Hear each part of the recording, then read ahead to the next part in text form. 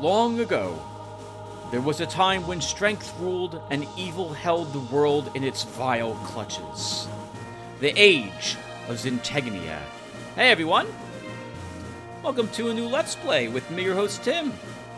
And today, I'm hoping that I can finally begin to sit down, play through, and complete Ogre Battle 64, Person of Lordly Caliber with you guys. There's going to be a bit of prep here that you can skip by moving the slider to the appropriate place up here on the YouTube video so that you can just skip the stuff you don't want to listen to. We're going to talk a little bit about what Ogre Battle 64 is, how far I got in it, assuming that I played it before, what inspired me to play this game, and any special rules that I'll be utilizing as we play this game together. Because of course I'm going to have house rules. I have to. I did even when I played this game originally, back in 1999. And before you guys to help you guys understand what I'm doing right now, which is trying to keep the title screen up here displayed, I'll be moving this cursor back and forth. I apologize for the annoyance, but the game is going to try to display a bunch of really cool lore videos for us in the meantime, and I want to stop it from doing that. We will watch them, but after I talk a bit to you guys. Alright, so, what is Ogre Battle 64, Tim? Ogre Battle 64 is, as you can see from the date down below, a game released on the Nintendo 64 Entertainment System back in 1999. It is a auto-battler, I think is how it would be described, and it's the only auto-battler I am familiar with. I don't think I've owned or played any other game like this. If I was to try to I don't have any way to describe this game, like how it's actually going to play, without spending like 20 minutes doing it. But I can give you a quick idea of the logic behind it. Now, it doesn't play this way at all. Like, the gameplay is completely different. But it would be as if you fire up like a Street Fighter game, and you just watch the AI fight each other. You just pick two people, and they fight. Now, it's a great deal more involved than that, and the gameplay is not a fighting game whatsoever. We will have we have an army that we will be leading, and this army consists of several squads. Each squad has its own battle grid.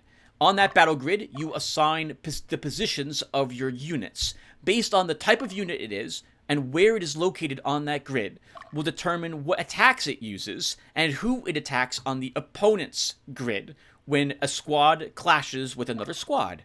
You can also assign your squads particular items to heal them or help them in combat, and you can also give them a different type, like certain types of AI to determine what their attack preferences are in combat. Anything more that I try to go in will take a lot longer to describe, but that's the way this game will play. I have played this game before. I have gotten very close to the ending. I think I was about 5 or maybe 4 levels away from the very, very end. But it was back in like 2002. 2 decades ago that I had been that far in this game. I made it to, I want to say there's the prologue, which is not the tutorial, but plays a lot like one. And then there's like 3 or 4 chapters after that. And I'm pretty sure I made it to the last one, because I was doing battles inside cities at that point, which was the new gimmick for the final chapter. All hell was breaking loose across the entire world, quite literally, and oh, no. So this is one of those videos the game wants to play. It's like, Tim, you've been at the title screen for a while. I have been, but I want to stay here. But now we get the music again. Alright, anyway. So I got very, very far in the game. I remember, actually, a bit about the story as well. It's got a few twists I would not have expected. And the game will allow you some choices into how the ending or how certain events will play out. You get to determine, like, if you want to attack certain people or not, or if you're willing to take certain choices, basically how mean you want to be, I suppose we come right down to it. And depending upon what choices you have, the game will have different special characters offered to join your group with you. Why are we playing this game? Well, I figured it would be fun to play this because I noticed a few people wanted to... So I've been playing through the Eye of the Beholder series, and to start that series off, I asked who wanted to be an adventurer for the 4-player adventuring group I would be putting together for that game. I had a total of 13 people who wanted to be a member in that adventuring group. And I've always felt bad when it comes to games like Eye of the Beholder and my viewership, because I just can't get everyone who wants to be in the game in the game. It's just too many, like, just... And it's great, actually. I love it that I have so many people who want to be in the game, but it's only a 4-player game, unfortunately. Well, Ogre Battle 64 is akin to Final Fantasy Tactics or Fellseer Arbiter's Mark. In fact, this is one of the few games where I remember being encouraged to take a huge army with us. And I think I used to have like up to 60 different people, at least that many, in my army at some point. And so as such, I thought, hey, if anyone wants to be in this, wants to be a member in the army for this game, you guys can let me know in the comments, and I will absolutely be able to get you added into it. We'll talk a little bit more about that after we watch some of the intro videos here. But that's why I decided I want to play through this game. It's also a decently long game. I think there's something like, I want to say there's like 46 or 56 missions in this game, with each of those taking about an hour to complete. And this wouldn't include any of the, I don't want to call it grinding, exploration? The exploring that can occur between actual missions. Like Final Fantasy Tactics, you're able to go to different areas and, well, I guess unlike Final Fantasy Tactics, explore them. In Final Fantasy Tactics, you would walk back and forth in an area trying to get an encounter to spawn so you could level up your people. Do a bit of grinding to get experience points and possibly items. This game has something similar to it. Now, we'll talk a little bit about... I guess we should talk about that now. So, obviously, we're going to go through all the story missions, but I feel like we could probably do some of the grinding on screen as well. It's not that bad. I wouldn't do it for longer than an hour, like, after an episode. Now, that's still an hour, though, but during that hour, I could talk to your comments if you left me any. And I could talk to you guys a little bit about perhaps some other miscellaneous Tim stuff during that time. So I promise to make it entertaining. And you guys can also give me your opinion on what you would think of it, because we're going to probably record 2 or 3 of these videos before I sit down and am able to get your characters' names into the game. I want to make sure I have a little backlog to go through first, so you guys can see what the game is like, but I still can upload videos for this, because this is going to be a long game, especially if I record some of the grinding in it. I don't think you guys will mind too much. So, in other words, it's going to be a bit like how I played through Fellseer Arbiter's Mark, because we had a bunch of story missions, and I also had some missions that I did purely for loot and profit. And this will be somewhat similar to that. What else is there? Special rules. Any house rules I have for this game. So, there are... I can think of one house rule in particular that I'm going to have, and I might as well say it now. It won't make any sense to you until we actually get combat going, and you see how the combat works. But I will not flee from any combat that I'm in. None. None of them. So if combat's going really bad and people are dying, it means those people are dying. The game, I'll be honest, it was a little on the easy side, given how often the game would present you with the choice of running away, but I will do my absolute best to not run away. If this means we lose a mission, so be it. We'll just have to redo the mission. If this means that we lose people, then we lose people. So that's going to be a threat going forward for this game, unfortunately. Or fortunately, because it will add a lot of excitement to this game.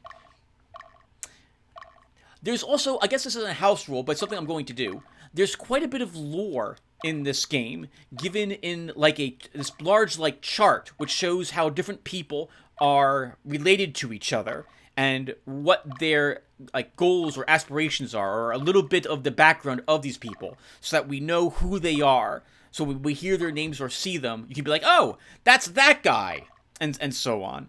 And so I will be reading all of that. Probably every third video or so, we'll probably end the video with me reading that information. As such, as well, I guess you guys should know there was a huge amount of dialogue in this game. It's an RPG game where we're a general commanding an army, and there's going to be a lot of dialogue, and there's a lot of politics in this game world that the game presents to us as well. So you can expect quite a lot of reading, and I'm going to try to do my best to read everything, because you guys know me by now, and I love reading about all the different items, and their item descriptions, and all the different people, and so on and so forth. Everything that has text, I'm going to try my best to find it and read it. So be aware that that's going to happen too. And I think that covers the introduction, everyone. So now I'm going to cut this, make sure my voice is coming out okay. I think it is. And when we come back, we will hang around together and watch, I think there's 2 or 3 videos that describe a little bit about the world that we're in. So I want to get those on screen, then we'll come back and hit new game. We could do the tutorial together, but I feel like I can probably do a decent job showing you explain the game systems when we hit new game. So we will skip the tutorial. I'm so sorry that, what's her name? Deneb? The extremely cute witch? But, we won't need your help today. Alright, so give me a few seconds. I'll be right back. Took like 20 attempts to record that introduction. The good news is that the sound of my volume and the music in game are not overbearing with each other, so this sounds amazing. The bad news is that I am hyper aware you can hear even the faintest of things occurring in my room when nothing is playing in the background, so I apologize for that. I also can't skip any of these introduction videos, so that's going to be 40 seconds of my life I can't get back whenever I'm firing up a new episode of this. Anyway, everyone, hello! Alright, so we're now going to go ahead and watch a few of the introduction videos that I'm expecting to play in the game. I think there's 2 of them? There may be only 1, but I'm pretty sure there's 2. And so I like to know for sure, so we're going to at least watch the first one, and then wait for another one to show up. There's also several videos which show an example of the different types of classes which are in the game, but it doesn't cover all the classes. I will talk for a bit about the classes in this game when we get into it, because I don't know what they all are, and it also could include different monsters, because not only are there different classes for the humanoid people in this game, there's a bunch of different types of monsters in this game, and you can have them join your group as well. So you don't have to just tell me if you want to be like a person or a class. You could also be a monster if you want yourself named after a monster, and I will do my absolute best to get that monster in our army, assuming that we're able to do so. And I'll have a quick summary of what I remember is in this game once we get going. So, but it's going to take a bit to get to the army screen. We're probably talking like 35 minutes or so. But this will be like a 2-hour video, this first one. Alright, here we go. First, speaking of videos, the first video about the lore of the world. Long ago, when gods walked among men, there lived a people called the Aurics, who were cherished by the earth goddess Birth, and a man known as the Progenitor. With the power of a god, he drove away the Indians and reclaimed the heartlands. The Aurics rejoiced in the victory of their mighty king, while the Indians bowed down to their new ruler. So reads the legend of the Progenitor, as recorded in the history of Palatinus.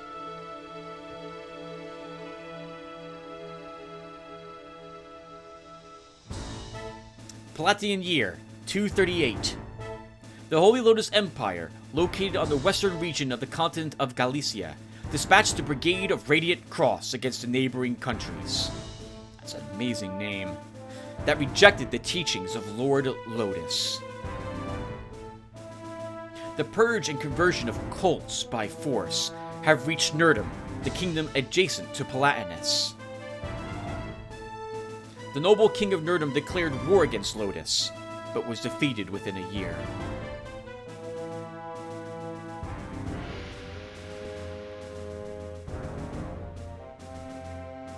After the fall of Nurdum, Lotus Empire has selected the kingdom of Palatinus as the next target. Having witnessed the formidable strength of Lotus, King Procus surrendered without much resistance, and signed the peace treaty offered by Lotus. while forced to convert religion, introduce class system, and pledge loyalty to the Lotus Empire. Procus was granted to keep his position as the king. Although supervised by the Triumvirate sent from Lotus, Platinus was able to maintain its autonomy. 6 months later, Lotus ordered the subjugation of the uncivilized southern region of Platinus. The lower class, including the Bolmukans, were forced into labor, people of the eastern region who worship birth. And the lower class joined forces to oppose the oppression, but were unable to overcome the power of the king backed by Lotus. Taking the matter seriously, the Triumvirate of Lotus stripped the lower class of much rights, while rewarding the upper class with privileges to ensure their status. The inane status as the puppets of Lotus. It required 10 years for a streak of light to shine through the dark, ominous clouds.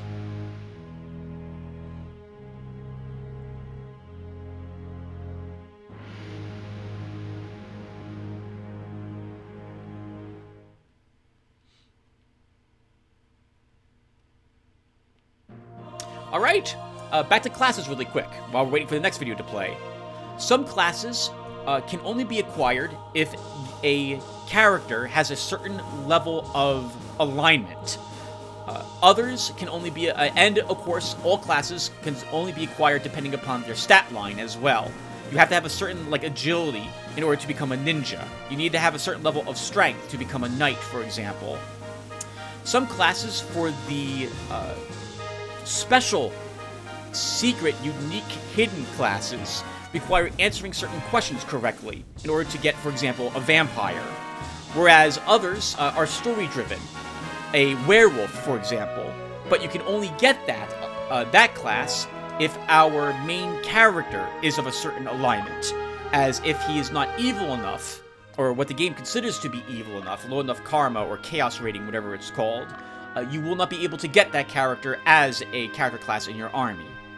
That particular character. Other character classes require you being at a certain place at a certain time in order to purchase certain types of equipment in order to outfit this class. And then that character must have a certain stat level in order to become it. So you need both stats and equipment in your armory to create that particular class. Dark Knights, for example, or a Dragoon, I think, is another one, which requires very specific equipment. Not all these classes are available to be unlocked right away, and some of them we will not be able to unlock depending upon the choices that I make during the game. Speaking of classes, here's a video about some of what we'll be seeing in the game and what combat is briefly like. Inexperienced foot soldiers that work in groups of 3. They double as messengers in group combat, busily running about the battlefield. No one will be able to be one of those, but they're very important. The fighter. Basic male class that is capable of fighting on his own. A soldier is promoted to this class as he gains experience under his commander. We'll talk more about this when we get to into the game, and I talk a little bit about the different formations that will be available to us. It is interesting to see the lowest classes available here in Amazon. Basic female class that is capable of fighting on her own. She isn't as strong as a fighter, but she can attack from a distance with her bow. This is the first one we consider to be real class. A knight. Warrior who fights for pride and honor. Equipped with sword, shield, and full body armor, this class is well balanced in offense and defense. His swordsmanship surpasses that of the fighter. It could be considered a leveled up fighter. Phalanx, right? Yep, phalanx. Heavy infantryman equipped with a large round shield. His offensive capability is low due to his wielding a spear with one hand, but he plays a pivotal role in frontline defense.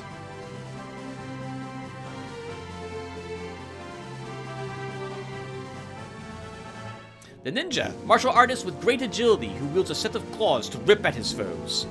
Since he specializes in clandestine missions, he does not lead a unit. Oh, does it cover all of them? What if it covers all of them? Dragon Tamer, trainer of fearsome dragons. With her sword, she commands huge dragons to do her bidding. Sorceress. I think this one's... Yep. Oh, crap, I remember the name. Beautiful female spellcaster who casts numerous spells from her spellbook. Her magical ability is great. Greater than the wizard's, I think is what that says. Zombies. Right. Unfortunate warrior who died on the battlefield. Since the corpse is magically animated, it takes more than just normal attacks to stop it. I was never able to have very many zombies in my army. They kept getting burned. A young dragon. Hatchling dragon, whose strength already equals that of most large beasts. Because it's immature and can't use its breath weapon, it attacks with its teeth.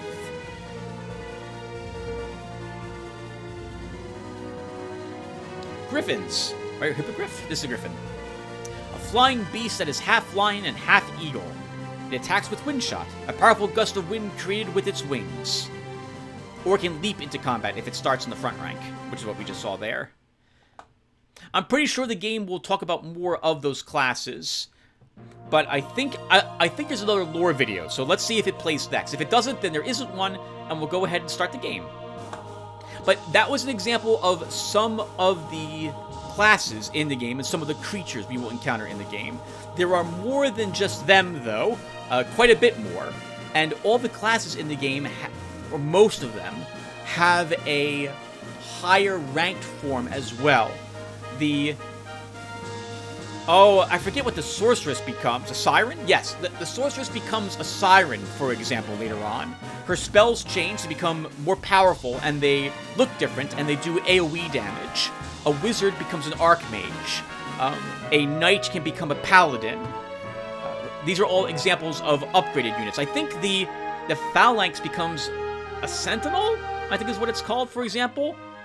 Much taller, wielding a much heavier shield, and holds his spear differently. They look very impressive with their leveled up forms. And there are more creatures as well. Like, there's several different types of dragons. There's golems in the world. There's pumpkin heads. God, I hate pumpkin heads. Different undead angels in the world as well and stuff like that. All right, hold on. Let's see. Did we get different lore? Is this the same lore video we saw earlier? It is. Okay, so then there is no other lore video. All right, everyone, so we'll talk more about classes as the game continues. I'll try to put a link in the comments section down below. I'll try to pin a link from me, which will have I'll try to pin a comment from me down below, and there'll be a link in there to take you to the Ogre Battle wiki, where you can go and look at all the different classes in the game. And if you want your character, assuming that you want to have a character named after you in the army I'll be playing, let me know what class you would like to be, and I will attempt to get that class. One last thing before I cut the recording, double check things, make sure they're okay. Again, the classes take some time to unlock, and I might not be able to unlock all of them. It can be very tricky, and you have to plan what kind of classes you want to unlock very early in the game, given how quite a few of them are locked behind certain alignment levels. And if you don't do things properly, you end up with the wrong alignments in your army, and you don't get the classes that you thought you would want. I remember having to start over a few times in Ogre Battle 64 way back in 1999 in order to get the classes that I wanted when I began to understand how it worked. Anyway, I think that's about it for the summary and the intro videos, so let's go ahead and come right back and hit new game.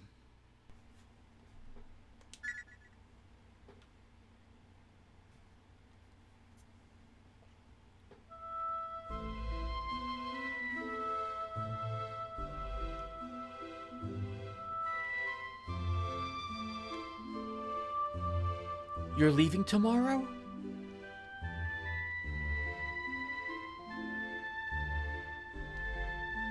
Yeah.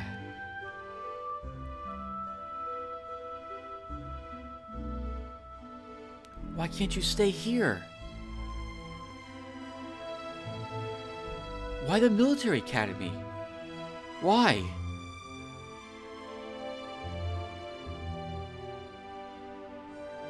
God knows where my mother is. And I can't stand being around my father.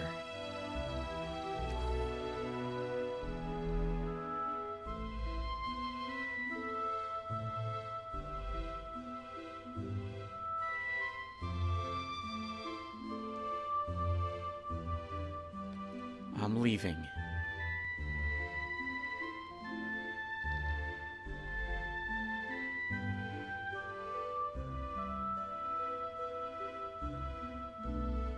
Yumal, I promise I'll make you proud. I have to learn to stand on my own, so I can protect both of us.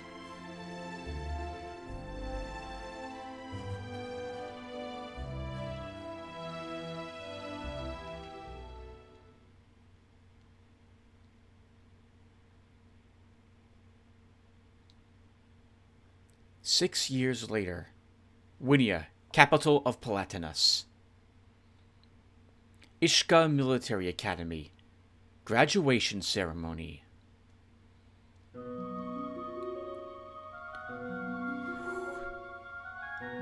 Our next graduate.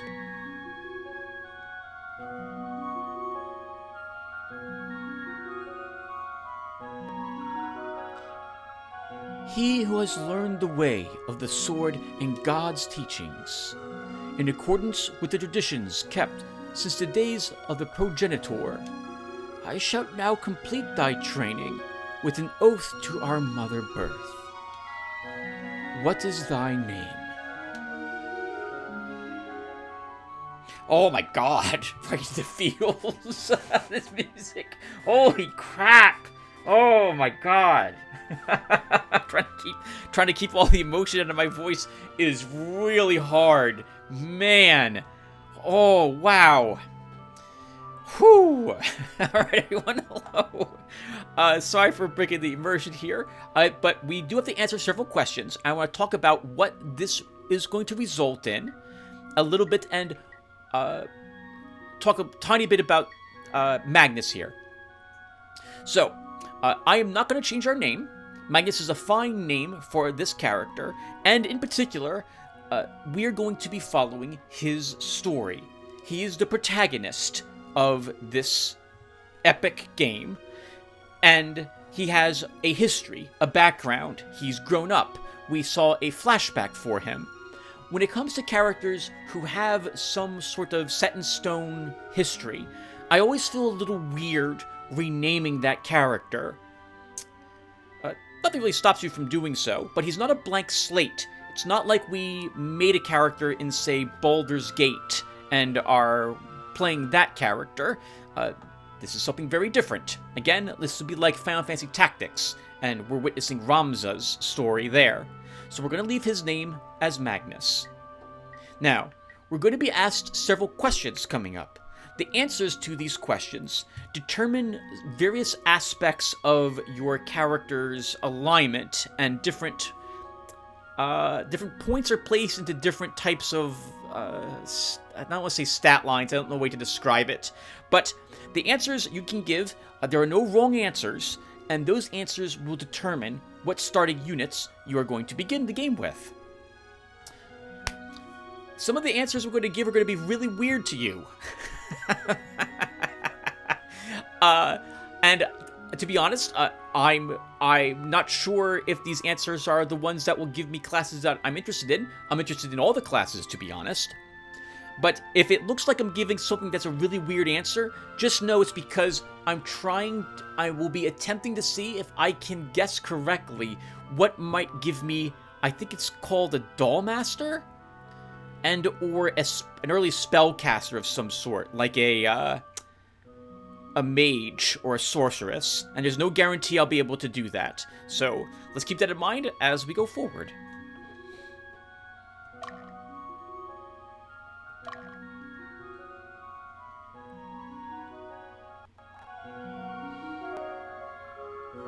What is the date of thy birth?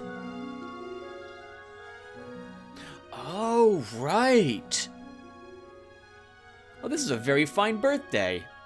The date and the month and day we chose here is reflected in the in-game month and day down below. This world does not use our calendar, it uses its own. Now, July 25th is a very fine day, though. That is not quite my birthday, but it is very close to it, give or take about 2 weeks. Let's choose this for Magnus.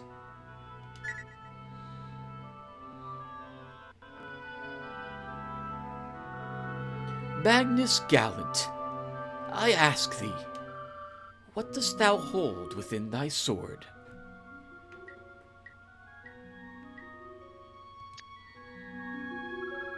I hold belief within my sword. What shalt thou sever with thy sword?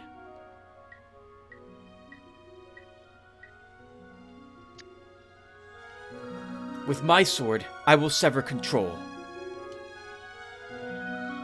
For what shalt thou beseech the gods? I will beseech the gods for valor. What shalt thou offer the gods?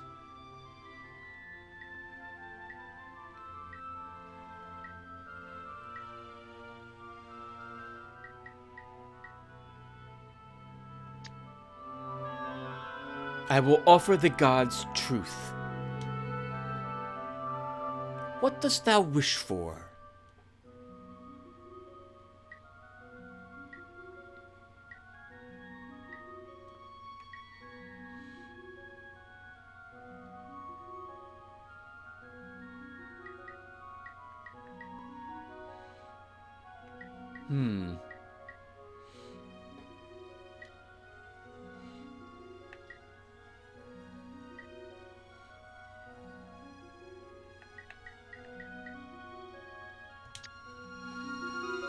I wish for strife on this land.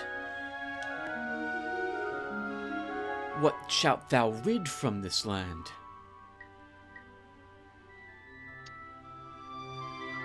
I will rid this land of ideal. Lastly, for whose help dost thou call upon?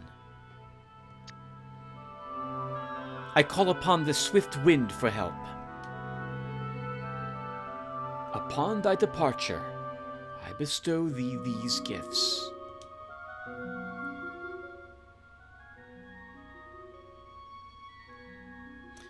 Man, looking at this, I can tell what I'm getting as character classes. That's amazing. I can remember this. How do I remember this? But we should get through the ceremony, Tim. Don't brag.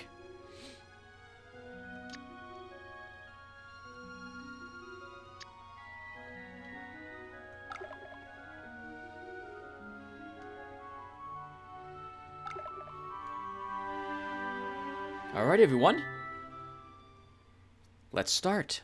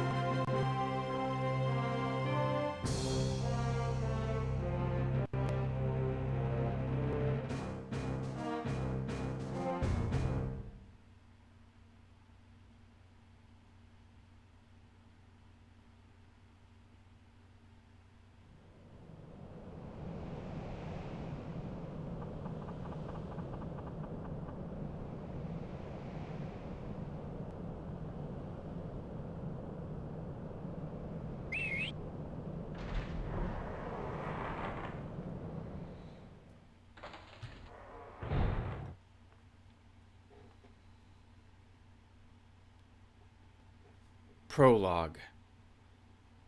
Casting their gaze on the ground, trudging forward? Trudging along.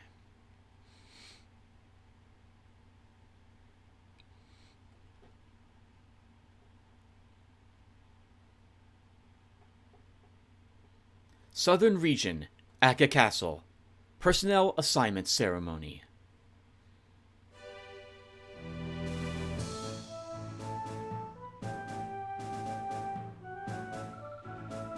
Welcome to the Plataean Army, Southern Division. I'm sure you all know that Alba is the most rugged region in Palatinus.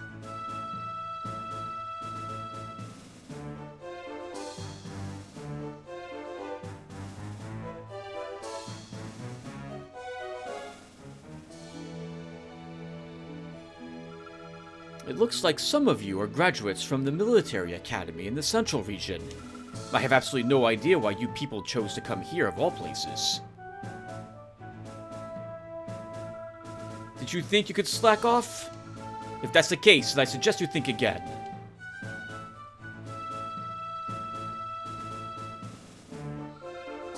Don't expect any special treatment. All that counts is your ability. Remember that. That's all I have to say at this point. Now I want you to go on a training exercise. Ariash, you take care of the rest.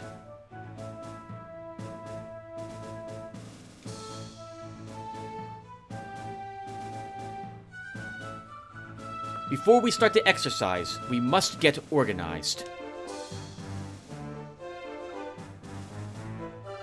Moniel, Magnus, Diomedes, Minotaur, Leah, Alex, you were selected as command candidates. Wait in the hall. You will interview with your advisor in a little while.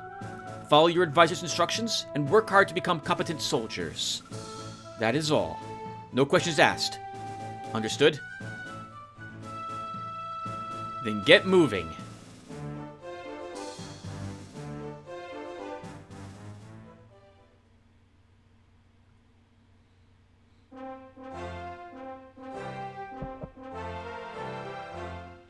Come in.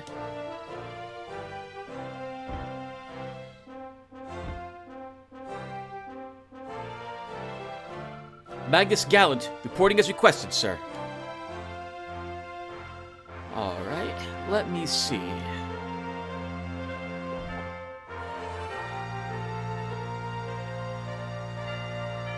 So, you're Magnus. I see.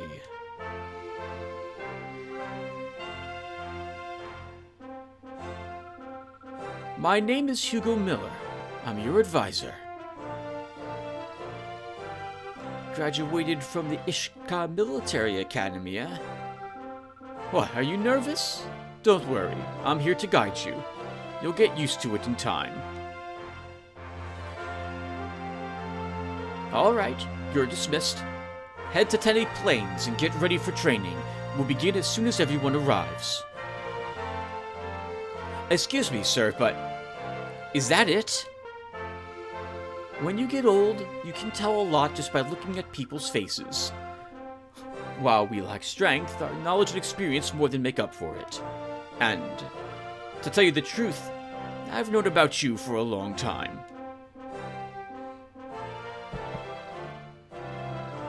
Come on, get out of here. Looks like the next guy's waiting. Get ready for training. Understood?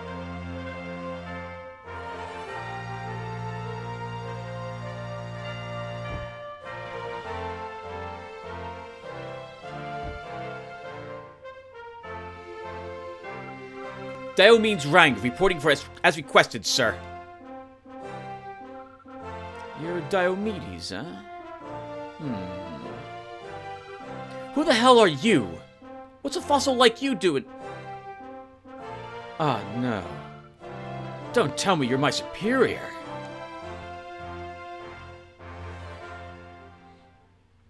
Getting off on the right foot there, Diomedes. Alright, everyone. So, we're going to talk for a while about some stuff now. There's going to be another segment here on the YouTube that you can adjust the slider to if you don't want me to cover some of the things I'm going to cover here. We're going to be looking at our army, and I'm going to be talking a little bit about it. Assuming I'm able to actually access it somehow. Alright, here, man, it's been a long time, so I guess the first thing I should probably do is save the game. You know, I don't even need to save the game. I have saved states on this emulator.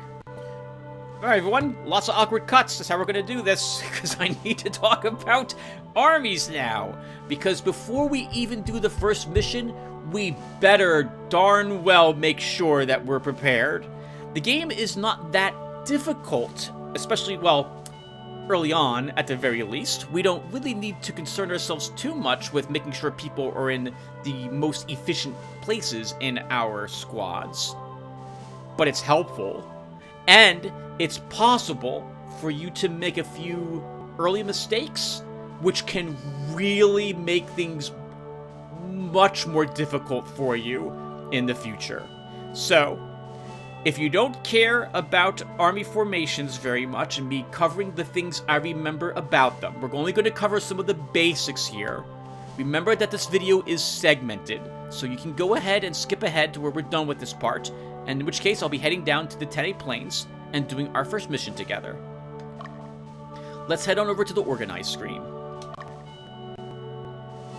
Alright, this is where we will be spending a good portion of the game in, but not the majority of it. Most of it is indeed spent fighting other enemy armies, which we'll get to soon.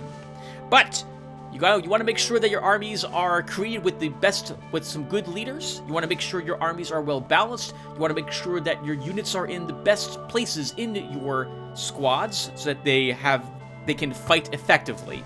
And we're going to cover some of those things now. First, from this screen, we can see that we have 75 soldiers left over who can be placed into our armies. Soldiers are the little spearmen that we'll see very soon. We have 10 characters. That means that we have 10... I'm calling these squads and units. They're apparently called something different. So we have 10 characters. Characters are not soldiers. And we have 3 units. I've been calling those squads. We also have 1,000 Goth in our war funds. Lots of awkward cuts. That's how we're going to do this. So, let's cover what a character is before we go any further. Here's Magnus. He's quite a character. There's some very important things here that you're going to need to always be paying attention to. First off, the most important thing for us at this very moment is these 3 rows. This shows how much damage he does and how many attacks he has in this row, the front row in this case. Magnus will attack twice for 11 points of physical damage with each attack. If he's in the middle row, he attacks once for 11 points of damage, and if he's in the back row, he attacks twice for 10 points of damage each time. Keep this in mind when you assign your characters or soldiers to your squad. You want them at the very least getting the maximum number of attacks off in each combat that they find themselves in. This is the amount of magical defense and physical defense that the character has. This is the type of terrain that they like being in. In this case, this indicates that Magnus walks and he likes being in the plains. Is that correct? Yep. This also means that if he's in other types of terrain that is not plains, he will begin suffering more his unit begins losing stamina more rapidly. We'll cover that a little later. The max and current hit points the character has. The amount of items that this unit is allowed, this character grants to its unit. A unit is the sum of all of the character's item numbers combined. This is his alignment. This will be arguably one of the most important things that you need to pay attention to. Not necessarily for Magnus, but for every other unit or every other character in the game who can be leveled up and is a character you can create or recruit. If your so to level up a unit, which we're going to cover it very quickly, we'll go into more in depth later. That unit must have the stat line that's associated with the class you are trying to make it. You must have the equipment to give that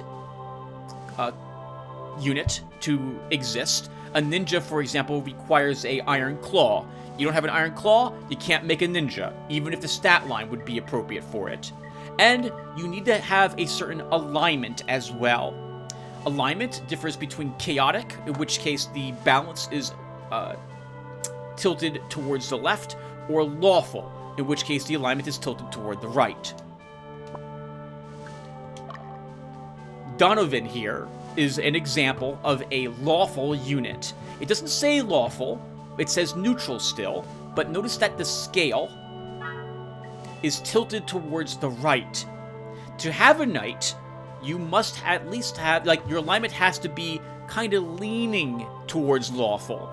But if this character's alignment was chaotic, we couldn't make we couldn't create Donovan.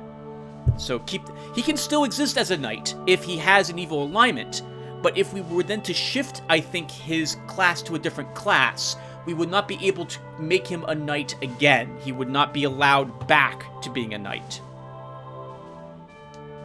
There's a handful of other things that are important here. The type of element this unit likes. This is mostly, to my recollection, going to come into play for spellcasters who prefer to cast spells of the elemental variety that they are of. Magnus, for example, likes air.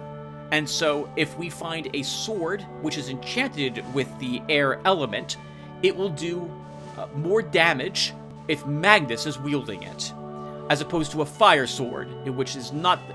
he can still use it, but it would be more effective on someone different. This symbol indicates that this character class is able to lead a unit. You can see which character is in charge of a unit by that little arrow or gold C that is by each character here. They are the current leader.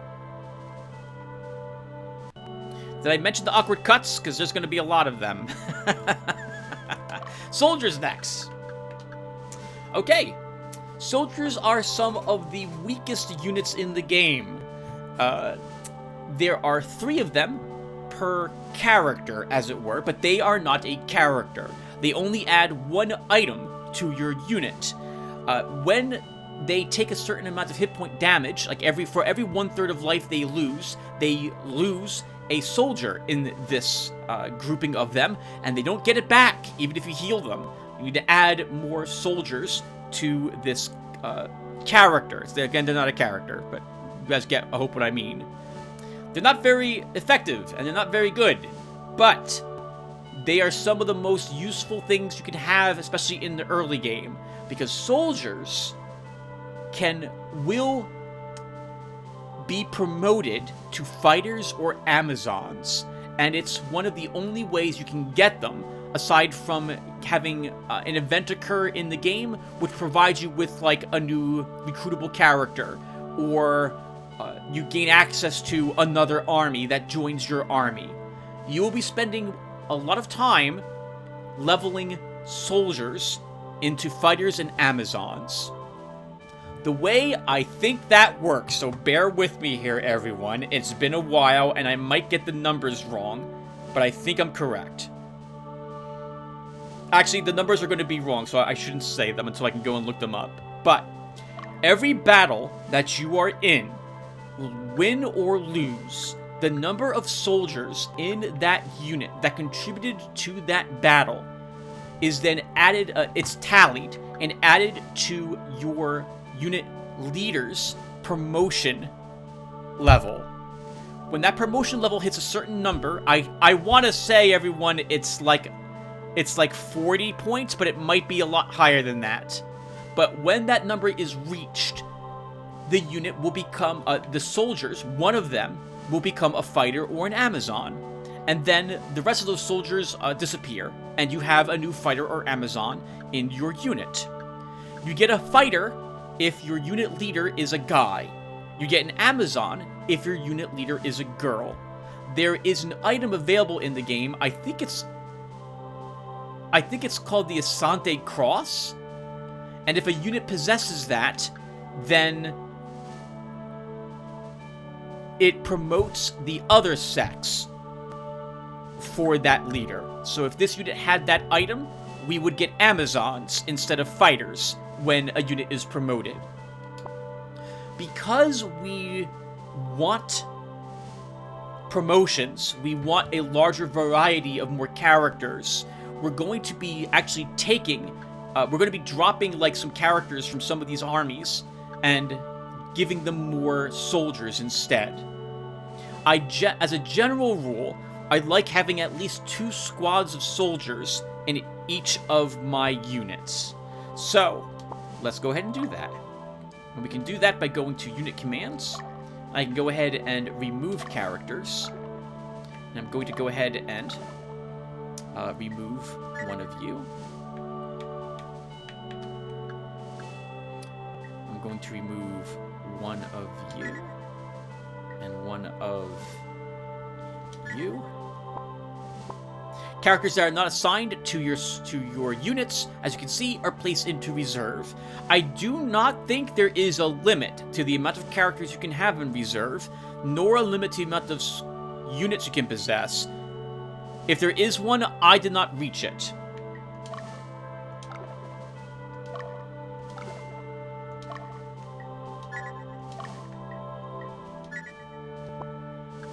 I want all of my units to have at least 2 soldiers in them.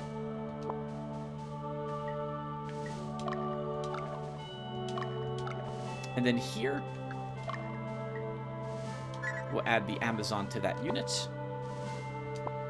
Okay, we can also change the formation. As we've talked about briefly, our units get a certain number of attacks based upon where they're located. This means that we want, for example, our Amazon here to be in the back rank. I'm going to go ahead and move Magnus to the front rank here.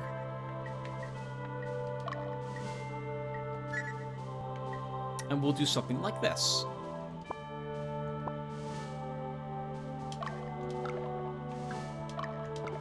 For this squad, I can't think of why we would want both fighters in the background there. Let's put them up front. And we'll leave Donovan up in the very middle up front as well.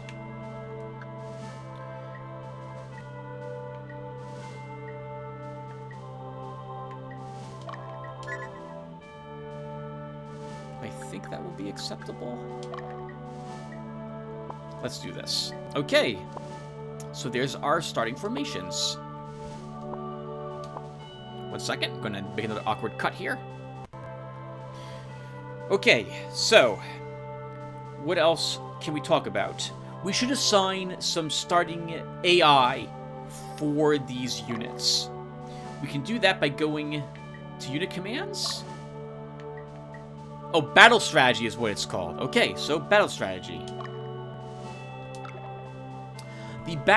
So, at this point, we need to cover alignment a little more. I've already talked to the fact that you must have a certain alignment to promote certain classes. The alignment your character has and what they earn during combat is determined by several factors. One of which is the battle strategy that your your unit is using. Autonomous means attack whatever you like. It's a bit random. Attack strongest. Actually, does it tell me? Okay, it does not. Right, so I was looking to see if this would tell me if how it would affect my alignment. If you attack the strongest, this will let your army gain morale. Your army will gain lawful alignment by using attack strongest. Attack leader does not affect alignment to my knowledge. Attack weakest will give you chaos instead of law for your unit. There is some limitations on this because it depends upon your unit's general alignment as well. But To start with, I think for Magnus, I'm going to leave him as actually, we'll make him attack leader. We'll cover a little bit more about what's going on with these battle strategies when we get into the actual combat. For Donovan, he will attack strongest. And for Fordham, he will attack weakest.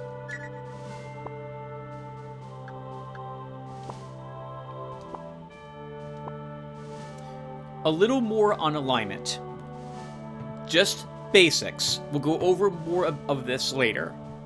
Your alignment, you gain chaotic alignment by killing lawful aligned things, by killing lower level things, and will lose alignment if there are more other chaotically aligned characters in your unit. You gain alignment by defeating chaotic characters, by killing higher level characters, and by your other characters in your unit having a more lawful alignment. Overall, your unit's alignments will slowly shift to match the, I don't want to call it global, but your unit's overall alignment. For example, Donovan is lawful. Duncan and Hendrickson are neutral. Donovan will lose some alignment at the end of every battle, while Duncan and Hendrickson gain some alignment. However, if, let's say, Donovan kills a wizard, he will gain lawful alignment, and then Duncan and Hendrickson will continue to shift their alignment to match Donovan's new alignment, while Donovan slowly loses it again. This is a way, so it's important to know, because I found that in this game, it is very easy to gain lawful points for your units, and rather difficult for you to gain chaotic points for your units. Generally, you're going to be defeating higher leveled units, and even if you were killing wizards, if they're much higher level than you, you won't gain as much chaotic points as you would hope.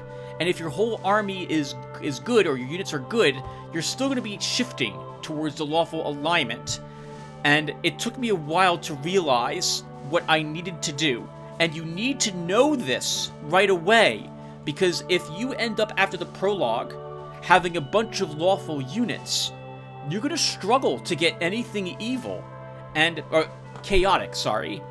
And there are some, there are really good lawful characters, there are really good chaotic characters, and it's going to be very, very difficult to get chaotic characters in your army.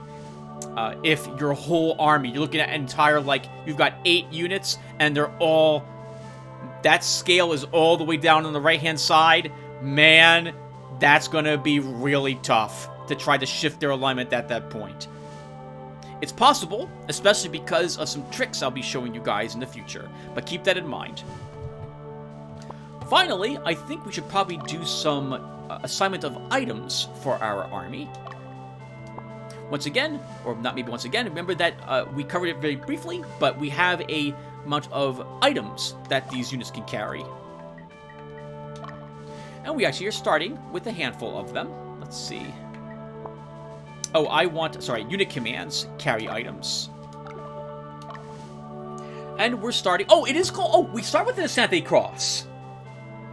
Okay. So, we could, maybe we can do this? Okay, heal leaves heal 100 hit points. Nice. I think we'll give 2 of these to each of my armies.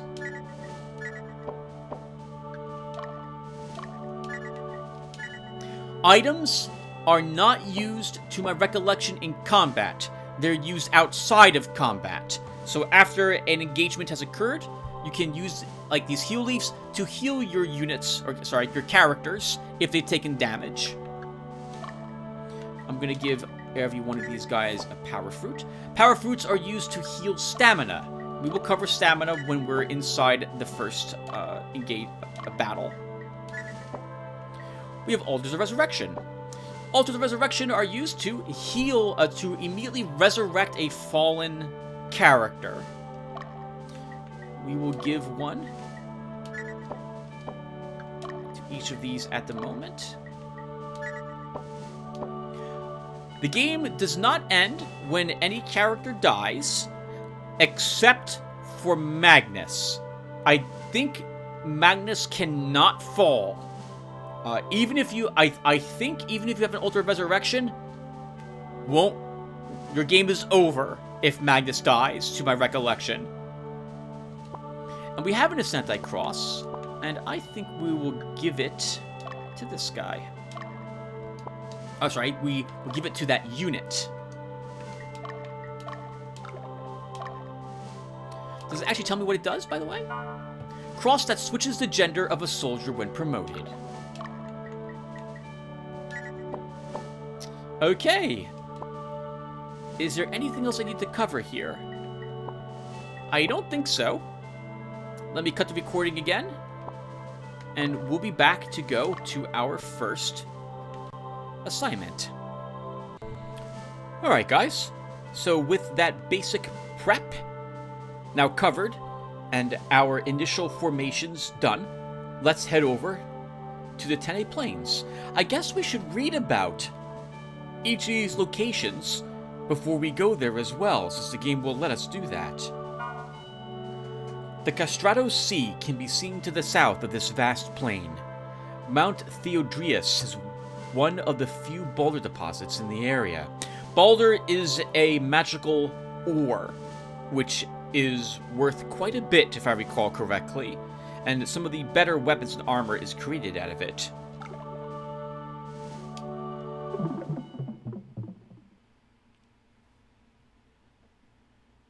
Scene 1. The Southern Reaches.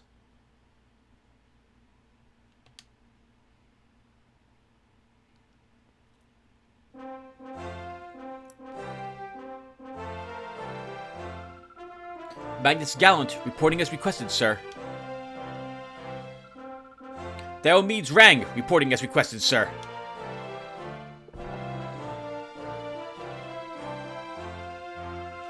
Oh, I didn't expect you two to arrive at the same time. Nice and prompt. I hope you came prepared, Diomedes. Why just me? Man, that pisses me off. And call me Dio, alright? You too. You better not call me Diomedes or else. Okay, will you calm down? Youth these days. I want you to head for the Theodrius mine to the west. There's been quite a number of incidents recently, where the workers were attacked by wild beasts. In addition, there are bandits in the area. The locals are very concerned about the situation. Now, go take care of it. And take a look at this map.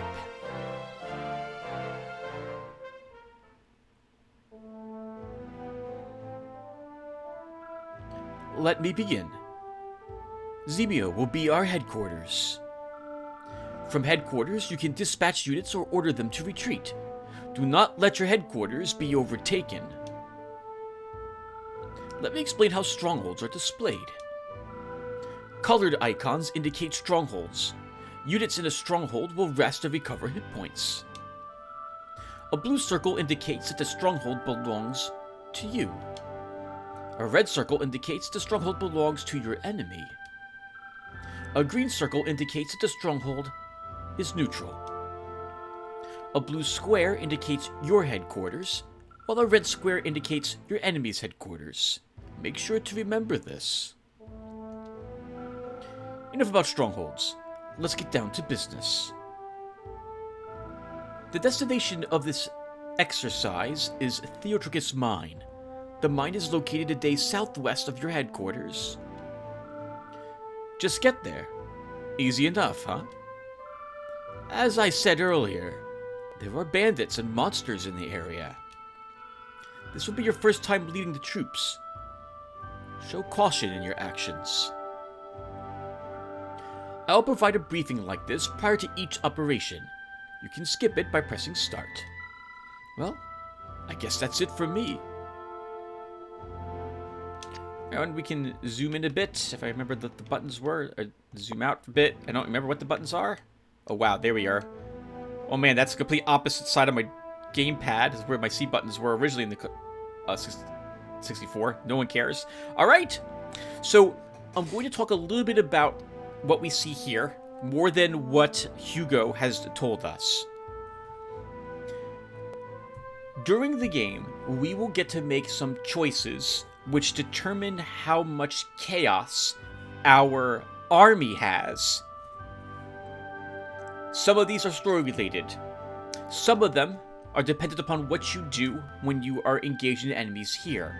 In particular, when it comes to capturing or liberating cities. When we'll cover, I guess the only thing I'll cover at this moment is the green city that we see here. That is a neutral city. If we walk into it with an army, we will take it and capture it. That is considered a chaotic action. There's nothing wrong with doing that, but if you wanted a more lawful story as it goes forward, you don't want to do that on every map, if I recall correctly. The more places you own, though, at the end of a map determine the amount of money that you will earn from the territory when you are victorious, so keep that in mind as well.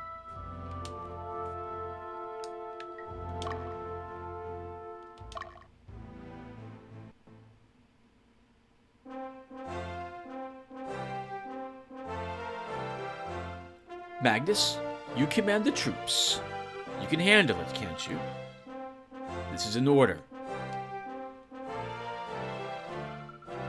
Let's start the training. I'll be waiting outside.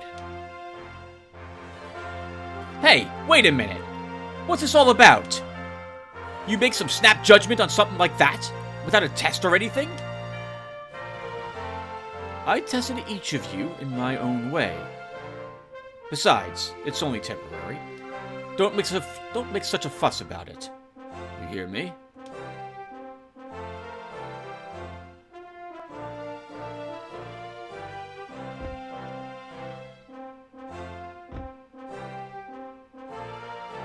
Why do you get to be the commander? Come on, let's take it outside.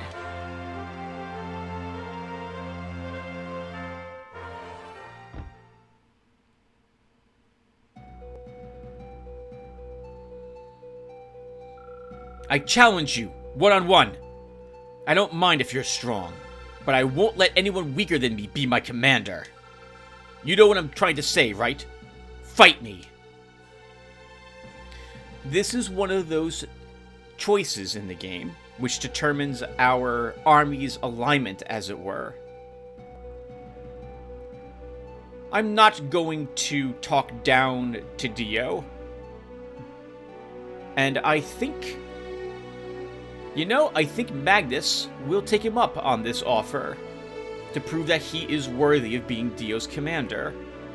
Although this is probably not the best suited solution to determine who is a better commander fighting in melee. That doesn't mean really anything when it comes to leading troops. You can be extraordinarily skilled in combat and not suited to lead, which perhaps Dio seems to be, but we'll match blades with him. Alright, I guess this is the only way you'll be satisfied. Yeah, that's right. I won't lose. I'm going to Latinum to become a knight. I won't be here for long. You're just a stepping stone, Magnus. Knock it off! What do you two think you're doing?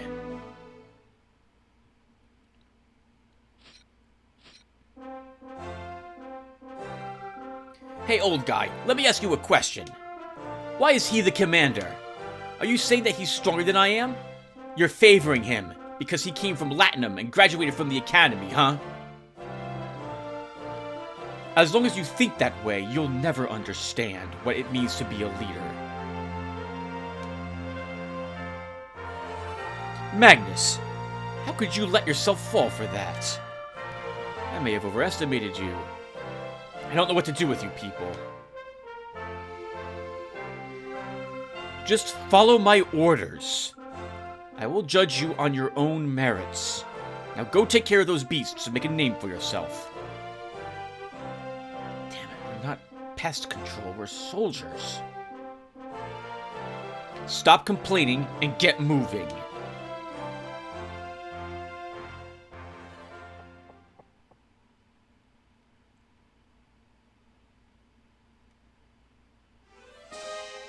Alright everyone, the vast majority of our missions will be to take over the enemy headquarters.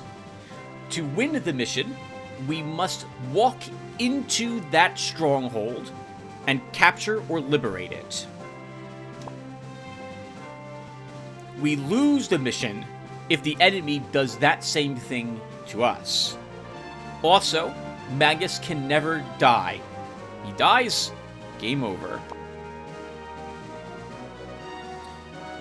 Alright, but before we get going... Okay, I don't care. Alright, so let's cover a few things that are here that are a bit different. Let's see, how do I... There we go, we can pause the game. We can look around. So there are different types of terrain here. Oh, right, I forgot. We can also move the camera a bit to get a better lower view of the terrain we're in. We have some mountains here. We have a roadway, a forest, plains, and a river. We cannot walk in the river. That is not allowed. You must cross them via bridges, like the one here. Ending your... we'll cover movement in a bit. Going through forests takes a little more stamina than it would on the plains, which takes a little more stamina than it would on the roads. Going over mountains requires more stamina than any other type of terrain as far as I can remember. We also have a desert out here. In addition to fighting or barrens or barren lands, whatever this is called, is that right? Can I hit? No, I can't. Okay. So, in addition to the enemy armies we will be fighting here, we also have neutral creatures that will be out here that we can discover. Things like dragon whelps, or hellhounds, or other creatures. And these give you a chance to fight for some experience points, perhaps some treasure, and occasionally you might be able to get one of these creatures in your army if you select the right option during combat. It's been a long time, though, since I have done any of these, so I expect you to mess up for quite a few times. Anyway, as long as the game's paused, let's look at one or two more things. First, this little screen shows me that Magnus is here. The status, that flag, indicates that he is resting at the moment. If I hit start, we can see how much fatigue he has. An army that is fatigued will fight less effectively. They will do significantly less damage, and I think take more. You will want to rest your units as they proceed onward through the mission. Eventually, if you don't rest them, the enemy will become the units will become exhausted and be forced to sleep or camp. We can get some information about the strongholds by looking at this screen. If there was a shop here, we would see it listed, for example. We don't see anything here at the moment, though. We can click on it, we see how many people are living in here, and what the morale is of the city. 76. This is a lawful city. Let's look around at a few other cities. This one is morale 45, more neutral. This one is morale 52, neutral. Notice that there is a symbol above Jad in the lower left-hand corner of it, right above the text. There's a shop here, and you can purchase equipment here.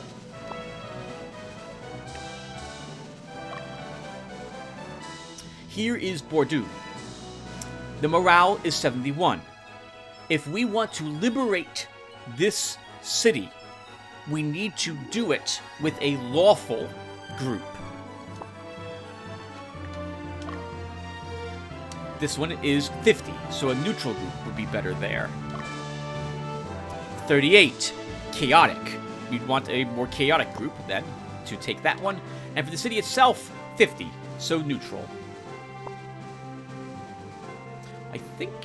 Okay, I don't know how to get... Can I display everything? I can't display all the cities here. Or maybe there's a way, but I don't know how to do it. Alright, so... There's a few more things we need to do. First, we need to go back to the organized screen. Because now not only do we have our army, we have Dios's army that he started with here as well. So we'll want to take a look at his forces and make sure that he is properly... he has the proper amount of troops given to him as well.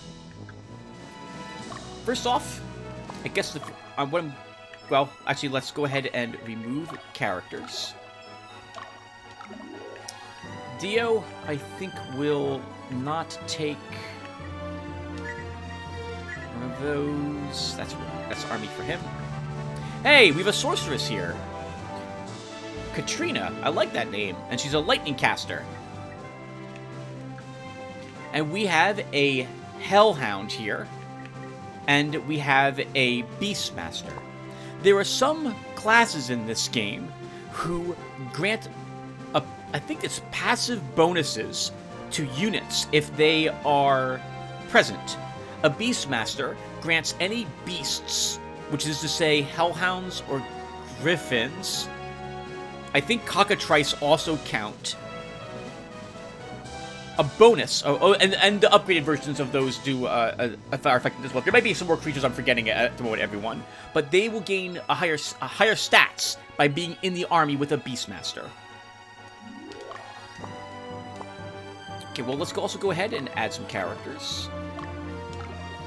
We're going to go ahead and add 2 soldiers to that force.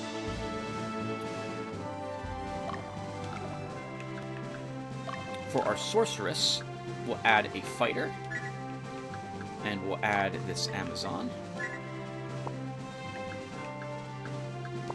Now I want to change the formations a little bit. The Beastmaster, I think, is one of the few... Yes, he's one of the few units. Is he even in the back rank? No. He's one of the few starting characters that you get, I should use the proper terminology, that can attack twice from the second rank. Also, note that Ixcus here... Actually, let's see if I can show you this. When we want to move this unit, note that we can't put him adjacent to the Cerebus. Oh, sorry, the Hellhound here. The Hellhound is a large creature and counts as 2 units, 2 characters in terms of squad size. But these types of characters also consume more space on your side of the battlefield, and we can't place this soldier anywhere here. Notice that the Hellhound also has Bite 3 in that front rank. He will do significant damage as long as we leave him up there.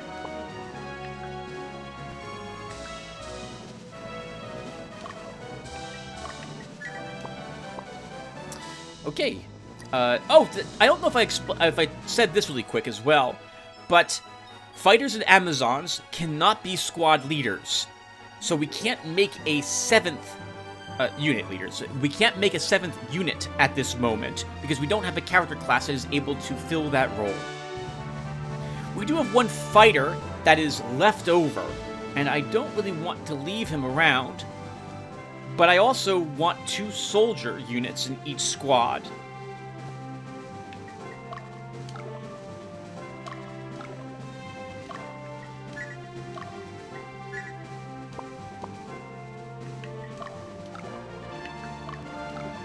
Let's see. Dio, we'll put you there. Put that fighter there. And you're kind of the same as this Knight squad.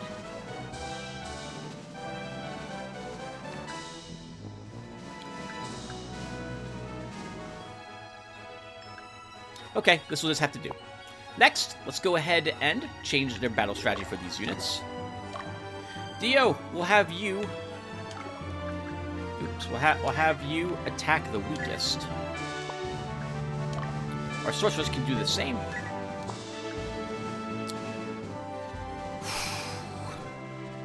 I think we'll leave you as autonomous. So you know what? I'll have you be attack leader.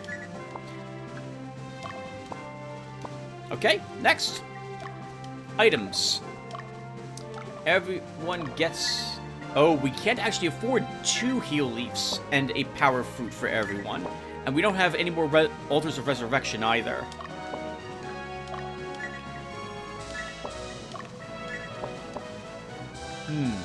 This means one of these forces won't have anything at the moment. We'll fix that soon enough.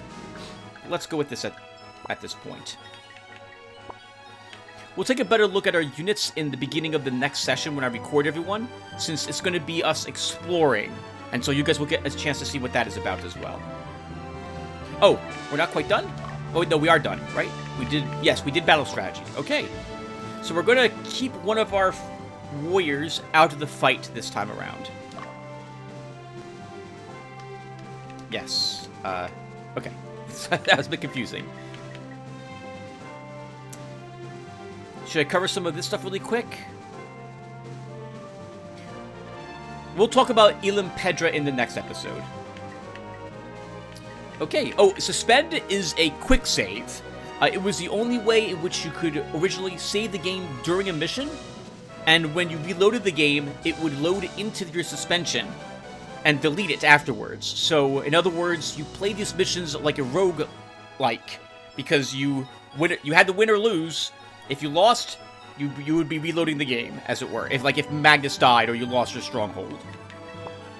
Okay, so with all that done, let's now deploy our units.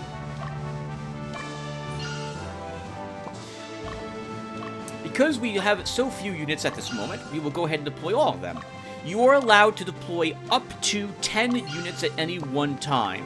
Magnus, to my knowledge, must always be one of those units. His unit must be deployed. Oh, we're not quite done yet either. There's a handful more things I want to do in the organized screen. I saw what Magnus had equipped as an item, and I want him to have something different. So we go to character commands, and we go to equip item for him. Oh, crap! We're dispatched. We can't change equipment. Alright, then he's got a short sword for this battle. That's not really what I wanted him to have. But it's too late. We're going to war with the stuff we've got. That sucks. I can't change it now. It's too late. I won't reload the game. Okay, help. I'm stuck in the screen. Okay, exit. Okay, let's save a save state. All right, so now that all my units are deployed, I'll go ahead and select one of them. In this case, we'll select Noah to start, who is our Hellhound Beastmaster leader. And we have several options here. We can visit the stronghold and see what the people here think, and we're going to want to do that for every single stronghold that we visit, or a city as well. And we can also move him about. Let's go ahead and start moving him. And so we can use a key on my gamepad to change how I want him moving. It doesn't really matter very much what we select, other than location moves you to a point. Stronghold guarantees your unit will try to reach that stronghold.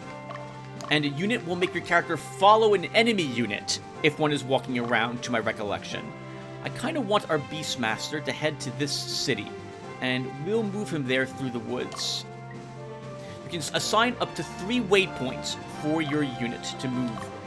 Oops. Well, or apparently just 2. Let's select another character. Come here, Katrina. Since you are a sorceress, I'm guessing that you have a chaotic alignment. So I'm going to move you down there.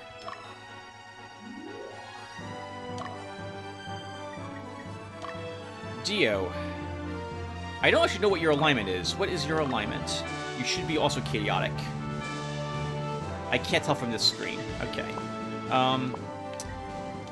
Well, let's move you. So we'll have you venture down to that city. Magnus will go ahead and follow our sorceress. But he will attempt to take the stronghold.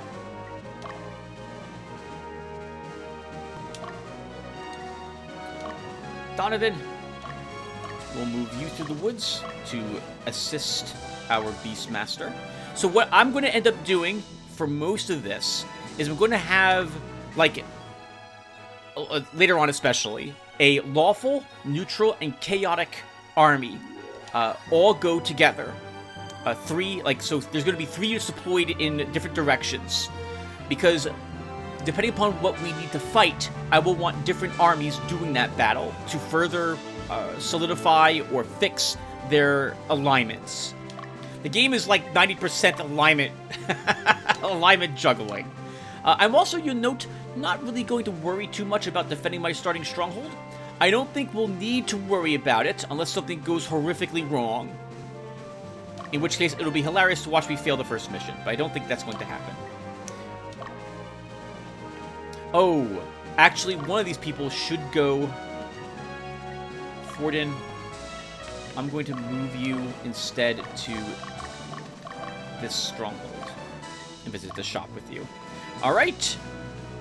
With everyone assigned, let's let time pass. And in case you can't tell, in the upper right-hand corner, that shows how many days you've been in this mission for, if it's dawn or night, and what time it is. All right, everyone's out. Look at us heroically marching. There's a way to speed up the game. Is it here? We could accelerate it to fast. I kind of like the normal speed, though. Let's leave it on fast at the moment. That doesn't affect this speed. All right, hold on.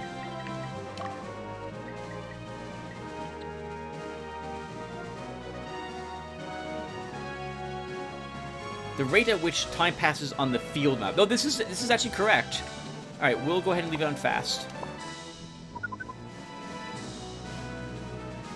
Okay, we see an enemy, and it is an enemy mage. Let's look at what his army consists of. Wilkstein, the wizard. He is chaotic. Davis, a knight who's lawful, and the neutral Baroque, the hellhound. That would be a tricky battle, given the hellhound in that enemy army. Magnus is already advancing towards that city, so he will be the one to attempt to take it. Since there's a wizard there and a knight and a hellhound, there's a mix of enemy alignments, and I thought I saw a level 4 for one of them, so we'll still have Magnus charge that area.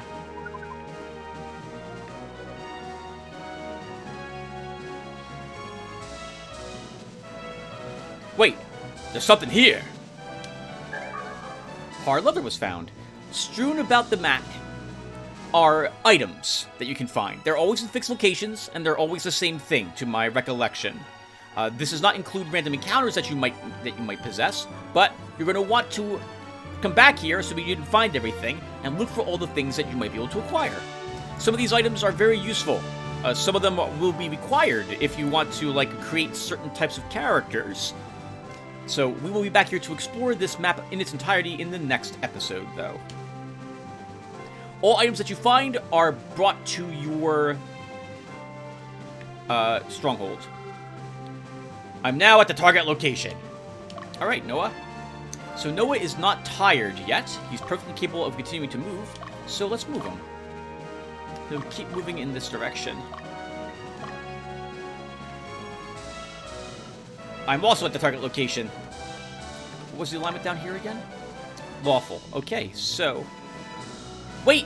There's something here! Old clothing. Not every item you find will be useful. Although that could be considered useful, depending upon the type of army you're trying to make. We'll talk more in depth. I guess, well, actually, since we're walking around and not doing much of anything else, I guess we can talk a little bit about that. Note that we didn't see these units earlier. We're only right now seeing them. That's because we have a vision radius around us, in which our characters actually see things. So as you approach certain locations is when you will begin to notice the enemy. Alright, I'm here. What's next? Alright, Dio. We'll have you wait there until you can get your stamina recovered.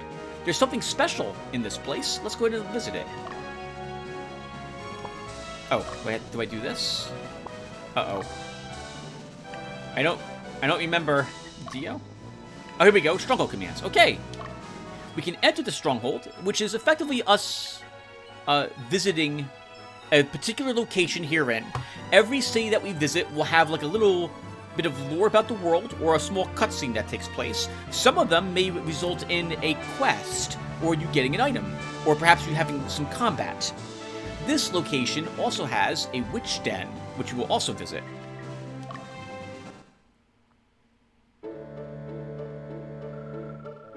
There are rebels in the south protesting the aristocracy. I can't pronounce that, wow. Yeah, I think I said that correctly. The leader of the movement is something like friendly. Nah, that's not it. It's free something something. Like that.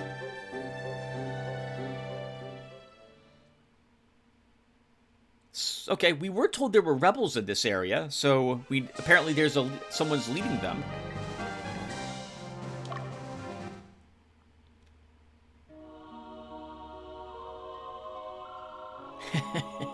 Can I help you? You're fighting a war, aren't you? Through years of research, I have finally come upon a way to perform miracles without relying on a god. I think. But my experiment is going slow, due to a lack of willing subjects. Now I can revive those fallen in battle.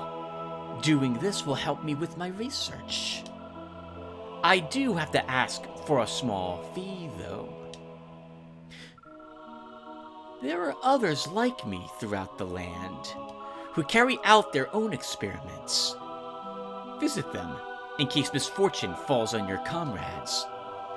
But don't push yourself too hard. Take care. If you lose a character in combat, you can bring them to the witch's den and pay to have them resurrected. I think the witches can also unpetrify people who have been petrified. Petrification will be one of the most dangerous things we encounter later on in the game. Because it's one of the more dangerous, if not the most dangerous creature that I can recall encountering in the game. It's a cockatrice. But we're far, far away from seeing one of those, if I recall correctly. I think the witch is talking about, when it comes to working without a god, is that her magic brings people back to life through magic or arcane powers or herbs, as opposed to using divine power. Note, if you lose a person and you do not bring them back to life when the mission is over, that I think it's been so long, everyone, but I can't remember if they're permanently dead or not. But there is a chance, well, at least when the mission ends, I know this part is true, that that unit could come back to life as an undead of some sort. I think it's mostly going to always be a zombie, but it could be something else, depending upon what equipment you have unlocked. Alright, Dio, you'll rest here for just a tiny bit. Pause the game again. Dio's stamina is now recovered. Dio, let's move you out.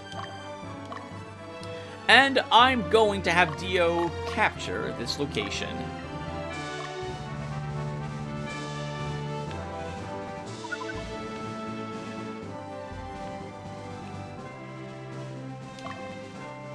Note that the fatigue flag is slowly filling. By the way, on my units. Let's go!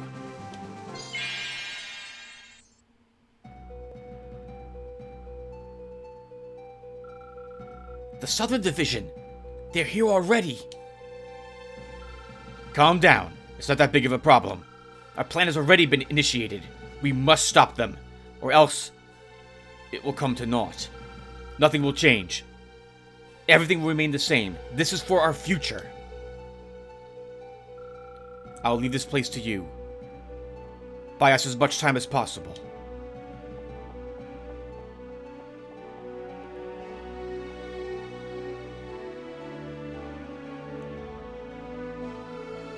All right.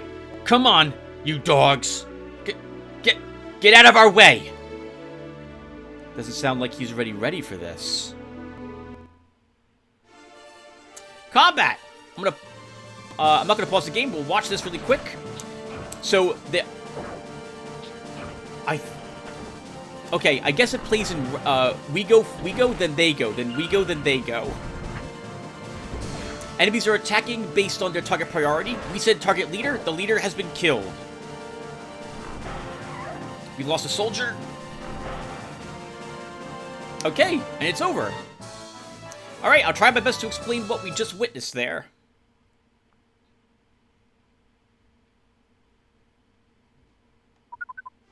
Okay, we won! Awesome! Combat is played in a series of okay. A combat begins and ends once everyone has made all of the possible attacks that they are allowed. So, Magnus attacked twice, our soldiers attacked once, and our Amazon attacked twice. But you do it in a number of rounds. We attacked all of our units first, then they get to attack. Then we attacked, then they attack, and then their Hellhound attacked a third and final time, is the way that worked. We went after the leader because we chose leader as the battle strategy for us. When a leader is defeated, the enemy army is obviously without one, and this means, in terms of this game, that that army has been effectively neutered. The AI for the army will now act fearful and will run from all other armies that try to fight it. From now on, we will most likely be fighting an enemy from... We will encounter the enemy by attacking it from the back, because they will be trying to run away from us. We really kind of need to kill every single enemy unit that we encounter, because we need that experience points. When a combat is resolved, if nothing died, you will earn 1 experience point. I think the other side does as well, if I recall correctly. If you kill something, then the whole army gets experience points based around what died. We defeated that enemy wizard, and so we earned more than 1 experience point.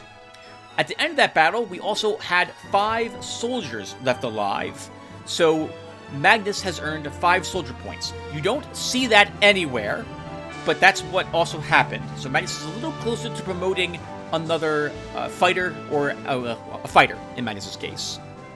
Anything else? That's about it. Let's go ahead and unpause the game.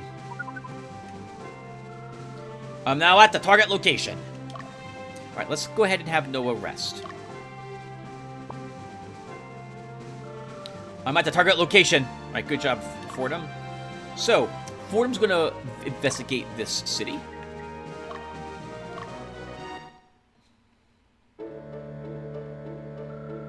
Hey, how about a drink? I don't understand kids these days. My son's an idiot. He's growing his hair out. I didn't raise him to be no sissy girl.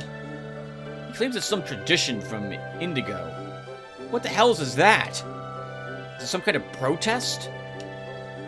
We can actually learn a little bit about that, and we will in the next session. I'll be doing a bit of lore reading then. We've done a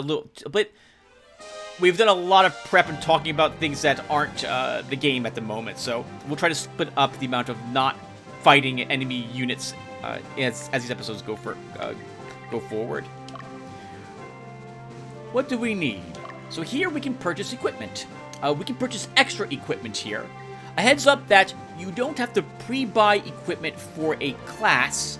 If you've already unlocked that class, you will always be able just to make another class and automatically buy the equipment you need for it from the unit formation screen back at the world map.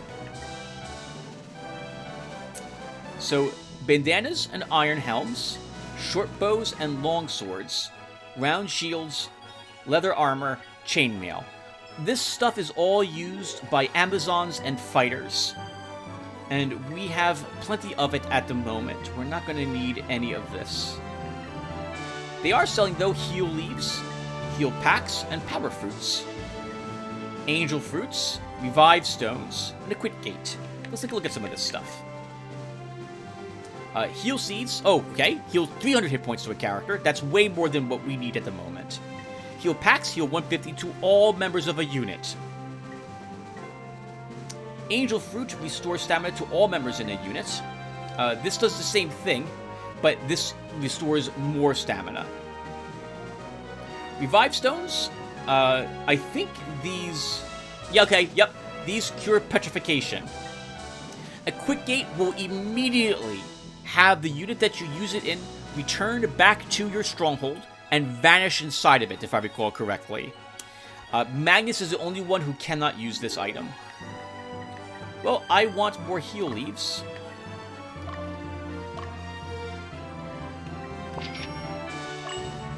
And I want another power fruit. I'm going to eventually want the rest of this stuff, but right now I think that's all we can afford. And Fordham will just hang out there to recover some... Actually, we can probably move him.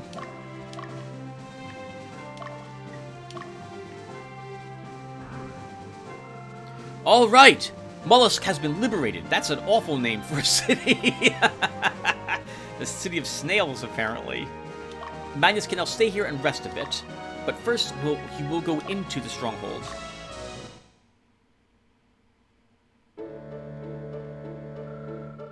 The Kingdom of Palatinus is divided into 4 regions. The central region is called Latinum, and Winia is its capital. The eastern region is Capitrium, the land of Advent. The western region of Wetinus is mostly farmland. This is the southern region of Alba. These people live among nature and hunt for a living. This region is the poorest in all of Palatinus, and the monsters just make things worse. You guys are warriors, right? Can you do something about this? That's why we're here.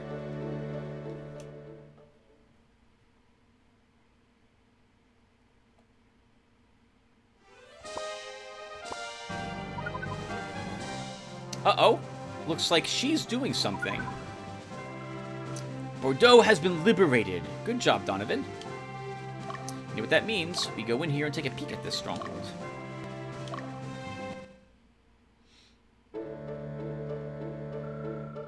Prince Yumel is visiting Alba right now. There are plenty of royal haters here. I hope he's safe.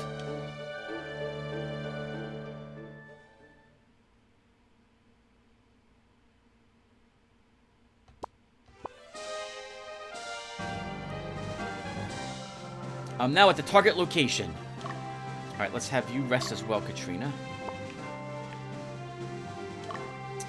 We can break camp. When a unit's stamina is fully recovered, they will automatically break camp. Go ahead and move you into this unit of Salome. Let's see, what does she consist of, by the way? A witch and a griffin.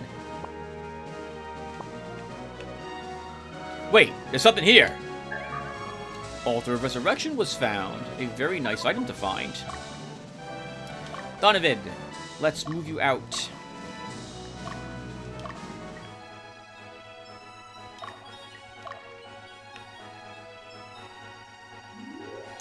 Theo is charging down to capture that neutral state. Notice the skull on the mage. He's without a leader. And so that will be on him to let me know that he is without one and is more likely to flee.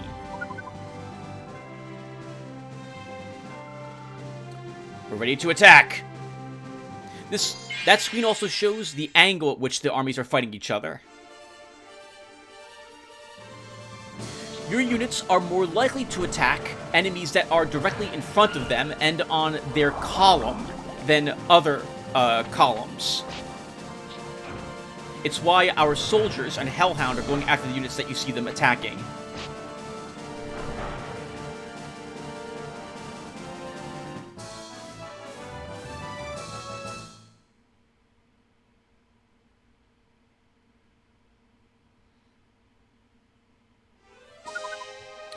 Okay, so with that battle over, I do want you to charge her.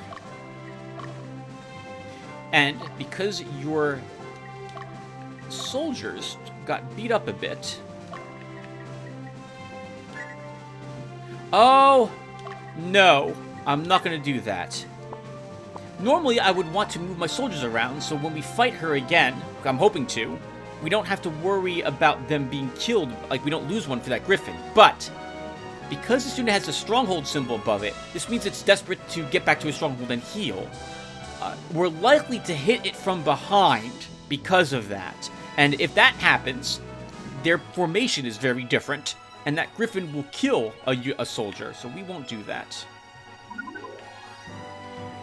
If a enemy unit camps, or an enemy unit attacks your army that's camped, or when you attack an enemy unit that is camped, or your own units are camped, a unit that is camped that is attacked, there we go, let's try phrasing that correctly, is ambushed and suffers large penalties in combat. I think they begin the encounter slept, or have a chance to do so. A sleeping enemy has greatly reduced defenses, and if they're still sleeping, and they would have gone first, they lose their attacks. So keep that in mind as well. Check it out! Power Fruit.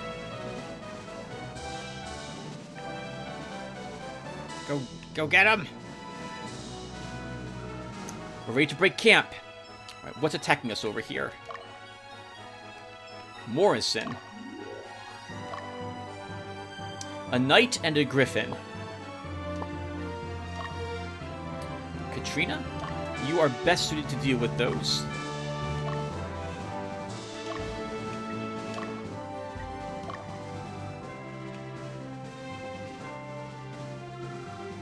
We're ready to attack.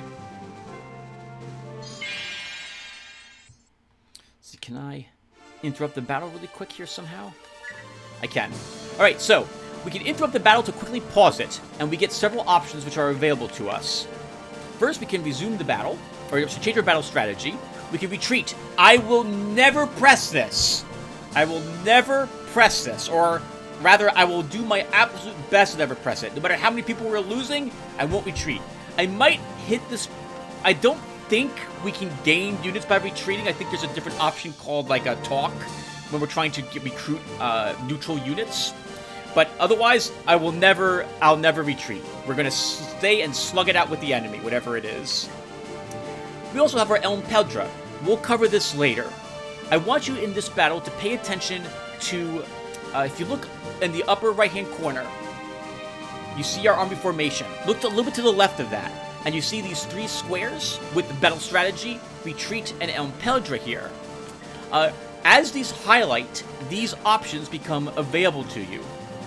The longer the fight goes on for, and the more damage that is done, it determines when these other options highlight. Just a heads up.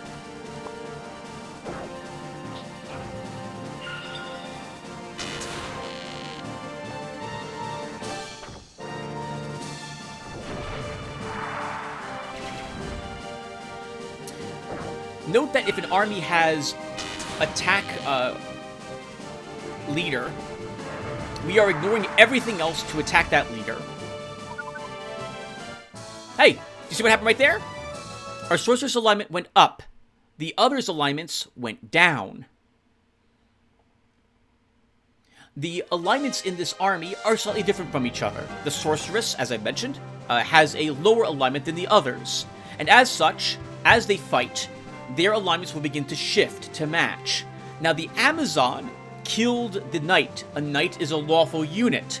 So that Amazon will gain more chaos than just being in the army, hanging out with our sorceress here.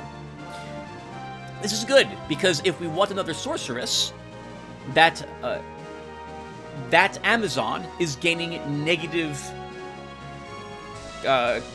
alignment, which is great. That's what we want her to do. What else are we going to do here, by the way? So, we have another army up ahead. Willie, who is by himself and has a Hellhound. we should really fight a little more. Oh, one more thing really quick. So when I unpause the game, note that the witch is going to have like sweat marks, sweat drops off of her, because she is trying to get away, but because now our army is right on top of her, she's panicking, and she moves actually slower because of this, not faster, which I always thought was a little weird. But in any case, we are totally going to catch her. We're ready to attack. We're attacking her from behind, note, based on the picture that we see here.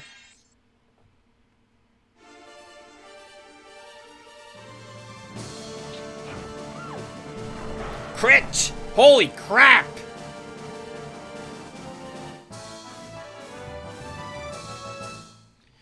Yes, units can crit in this game. Wait, there's something here. Ninja Garb. We defeated them. Now what? Well, let's have you head on back home via that stronghold. I'm now at the target location. Alright, Fordham, you'll stay there for a little bit and recover some stamina. Dio's heading down.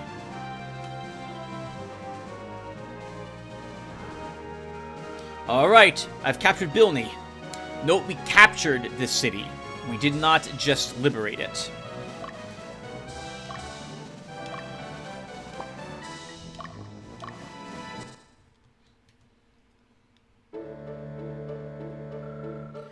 Isn't being in the military pretty tough? Join the army to get the crap beaten out of you in training just to fight bandits? Is it all you've hoped for? No, Dio didn't make it sound like that at all. He wants a promotion. But Dio's also a little tired, so you can just rest there.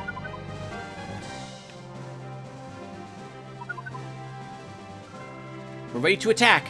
When a leader is defeated, a unit that has attack leader as their battle strategy will act autonomously at that point. Note that the soldiers are attacking as one unit here.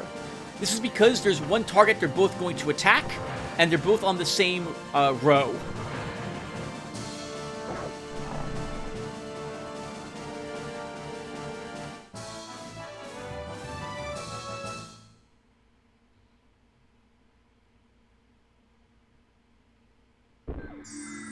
We defeated them. Now what? Alright, well now, we move you here. Magnus. You're down some soldiers, Magnus, but I still want to move you, so we'll move you here.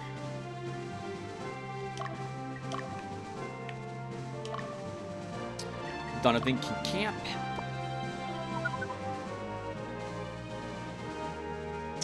Note as well that when Katrina... Yeah, that's her. When Katrina turned her back, we didn't see these units anymore.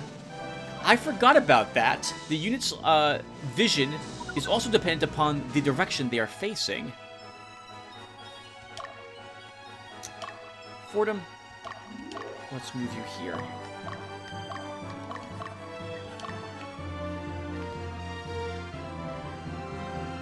Alright, good job. I want Donovan to kind of stay here. Actually, Donovan should probably attack the unit there. Let's move him up here. Remember that we want to liberate that city, or we would prefer to, which means that we want to take it with Katrina, I think. Let's check Katrina really quick.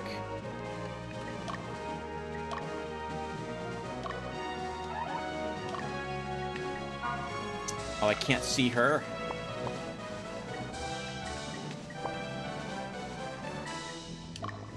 I can, okay. Okay, yep, her alignment is still chaotic. She'll rest there first, though. Noah continues to rest. Dio, how are you holding up? Oh, isn't there an option? Here it is. I can hit the left button to see everyone's current stamina levels. And Dio will move up here. And Noah, we'll have you move back home and guard home.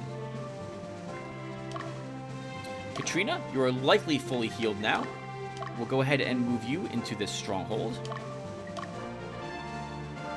Wait, there's something here! Baldur's Sword.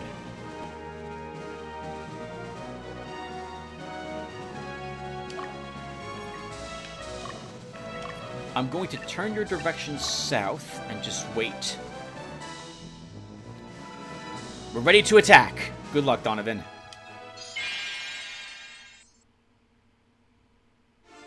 I think Donovan's battle strategy is strongest. That's going to be a bit interesting. Oh my god, holy crap! Great criticals. Strongest means whoever has the most hit points. Alignment down.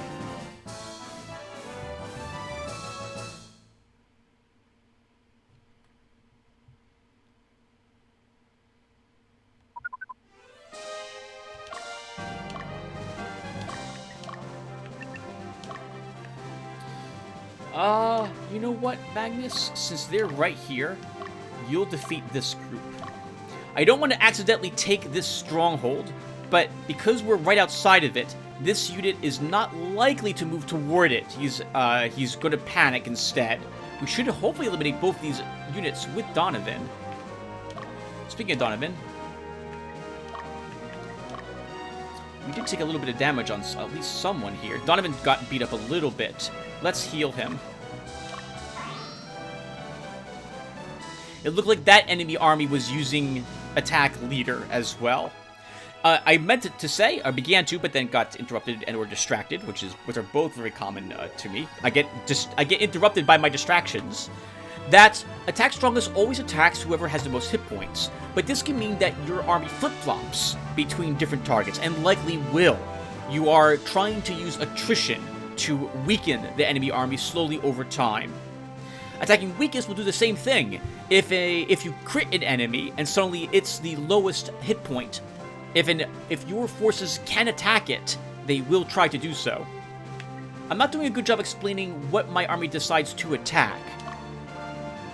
In your formation, let's pretend that this is the enemy formation I was squaring off against it with the same army.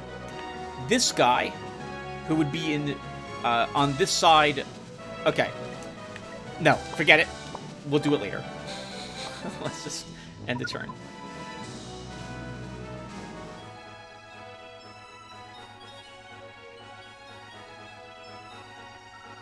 I'm now at the target location. Good job, Fordham. You can sit there and rest for a bit.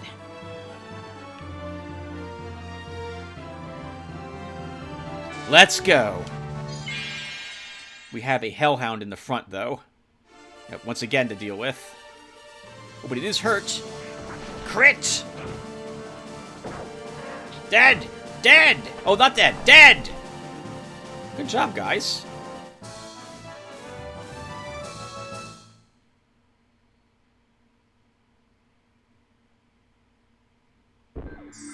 Huh? What's this? Leather armor was found. Okay, let's move on. Yep, let's move on. So we're going to move you back. Actually, I'm going to just camp you. Donovan can move south a bit. I don't want him accidentally walking into that stronghold and capturing it. Alright, I'm here. What's next? Alright, Dio, let's just face you.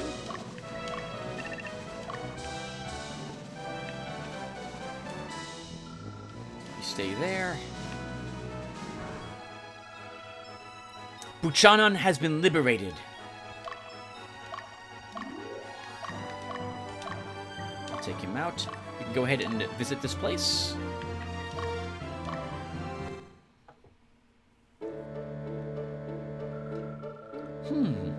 I sense special power within you. This power must be Elem Pedra. One of your men wields the Elem Pedra, no? You seem puzzled by my words. Okay, I'll tell you a story.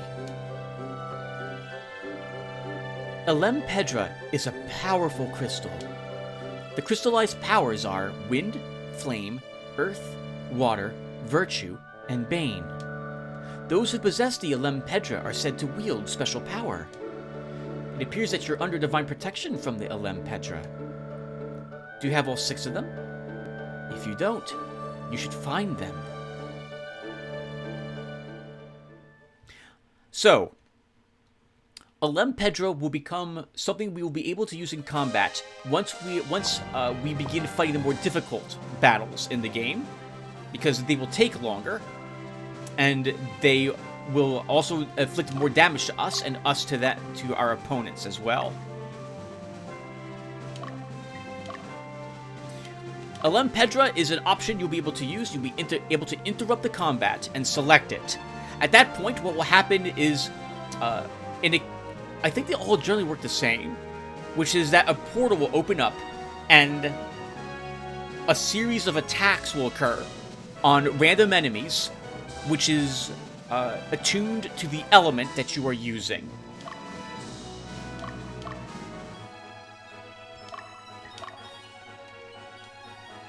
I think it's like 5 attacks will show up. From what I remember about the Elempedra, I think 2 of them are acquired by doing very difficult training missions. We'll cover training in the future.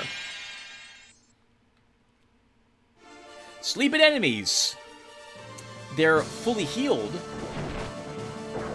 You hit them, there's a chance they will recover, but it's not 100%.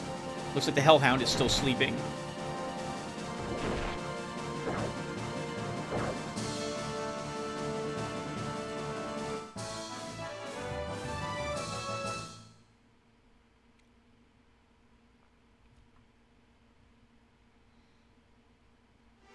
And we sent that unit all the way down in that direction. I don't really want to... I don't want to have it run over the mountains in that direction. So I'm going to try running back. You're also getting tired, Donovan. Let's move you to this stronghold. Alright, Noah's back home. Exhausted. We'll face him that... Oh, we face him that way, and as long as I'm here. Okay, I guess we can show you this as well. So we can select Noah. We can say... We cannot say, can I... Wait. Is it this option? Oh, retreat. Here we go. We send him back into our stronghold. Inside of it. He's now off of the map and cannot be harmed. Now I can do this back on the world map and not do it from here, but I'm going to do it from here. And we're going... Oh my god, I just want to give him an item. There we go. Okay, so we can give him 2 heal leaves. Give him a power fruit. And I guess we can give him an altar of resurrection, if we have one lying around.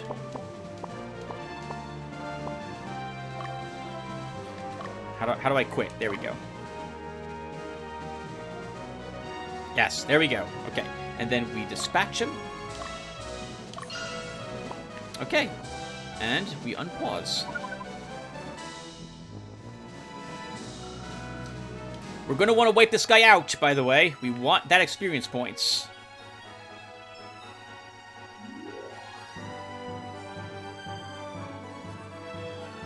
Alright, Magnus. So, you've just seen one of the missions, and by far and away the easiest one to do. For the most part, though, what we're about to do here tends to be the way the final stronghold always works. There will be a difficult enemy sitting in that stronghold, one that is strong enough that it can repulse you. Also, one that requires a little bit of different finesse, as it were. To beat this... Oh, I forgot all about wyverns! Holy crap, I love those!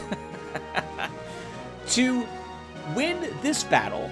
Oh, I didn't even explain how you are considered to have won or not. To win a battle, you must do more damage than what the enemy has done to you. That means that overall, the amount of damage you put out must have been greater than what the enemy did, not what you ended with. So, this often means that, like a group with a cleric, won't generally win battles if it was relying on weak units to do damage, even if you didn't inflict too much to it in the grand scheme of things. Even if overall, like you inflicted 20 points of damage to them, they healed for 19 of it, and they hit you for 2 points of damage, you still win the battle because you inflicted more damage over the course of it than they did. I believe that's the way that works. Whoever wins the battle, you win. You get, the enemy will be pushed back away from you. If you lose the battle, the same thing happens to your unit. You are pushed back from the enemy. You can tie. If you tie, both enemy armies are forced away. We will, or in some instances, you are pushed away and the enemy is not. This will be the case when we fight this enemy unit here, assuming we don't kill him right away. Alright, so there's a knight there, so it's a bit mean to do this with you, Katrina. But you're gonna do it. You're gonna go over there and kick the snot out of this wizard. Get him! Now I'm gonna wait for Katrina to catch that wizard before we engage in battle with this guy. We'll talk really bit about exploring, because we're going to see that in the next episode, assuming you guys hang around to watch it. We basically come back here, and there's no objective for us to accomplish. We just can spend as much time as we want here, walking around, looking to do random battles, revisiting these locations, and when we're done, we would just leave. We're ready to attack! Good luck, Katrina.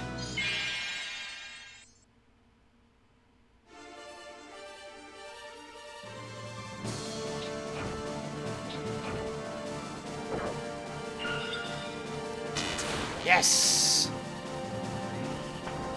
That Amazon getting all the kills. Wonder if she'll get this one too. I think she will. Oh my god, she is, isn't she? Holy crap! Amazon getting all the kills in this first mission. Good for her.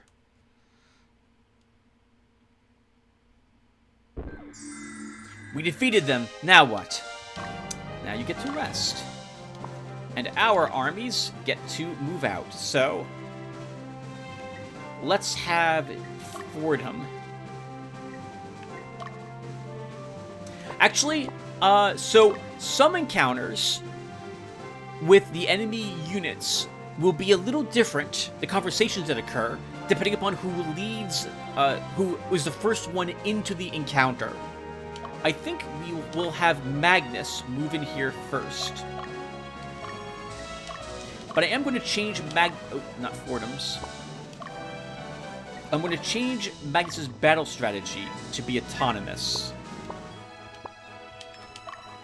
I, in the past, used to try to always kill every unit, every character in the enemy unit for that delicious experience points. But this time around, if we do kill it, I won't interrupt and run. We're never retreating. Let's go.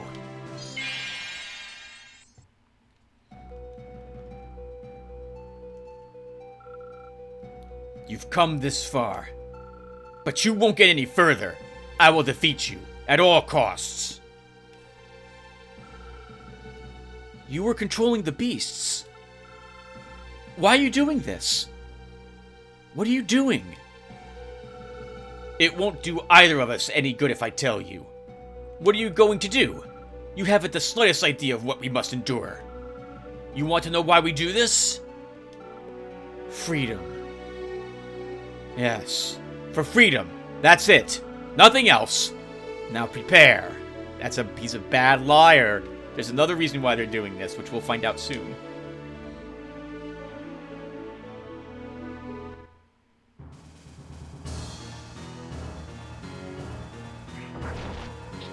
Wyverns attack twice from the front. Once, I think, from any other spot. Actually, it might be twice from the front, twice from the middle section as well. They are very agile and can evade attacks, which we haven't seen too many things do. We just saw a block, which was great.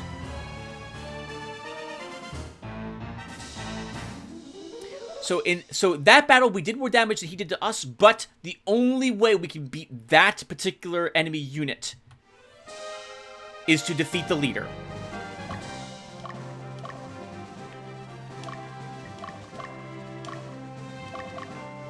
Donovan, I mean, we shouldn't need you here, but you'll arrive. Magnus, you did really well. Let's pull you back. And Fordham will attack. We're ready to attack. This guy is a sword master. He does more damage than some other melee units do, but he doesn't have a lot of defense.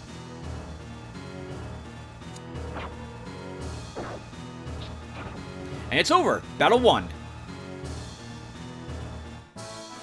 It will immediately end upon the defeat of the enemy leader, in the case of most stronghold battles.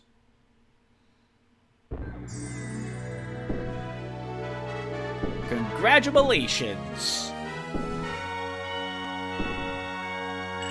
Okay, we earned a Francesca for winning this mission, 569 Goth, and the amount of soldiers I think we earned is dependent upon how many places we liberated versus captured.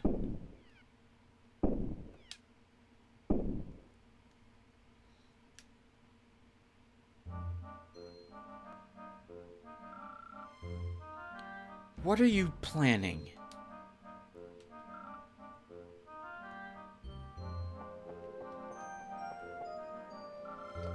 We gotta head back, Magnus! It sounds like the prince has been attacked!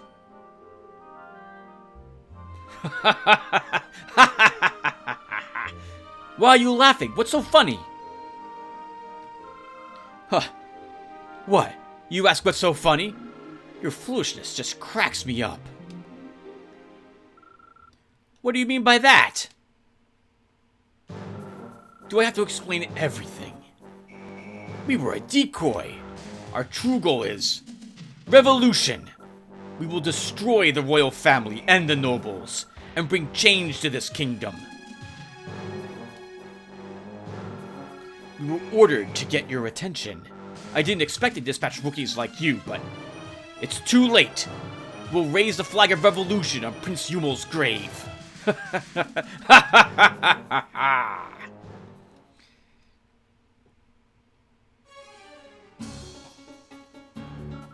Hey, Magnus, wait! Where you going, huh?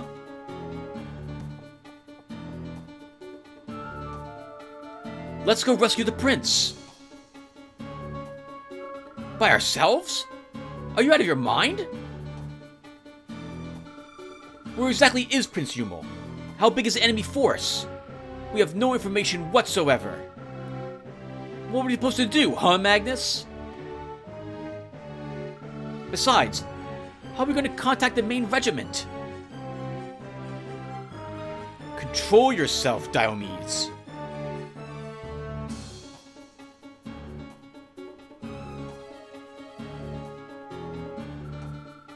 It's too late to join the main regiment. From the size of the decoy, the enemy force shouldn't be that large. Since we're closest, we must rescue the prince. The troops training nearby are also heading this way. Magnus, take command and rescue the prince.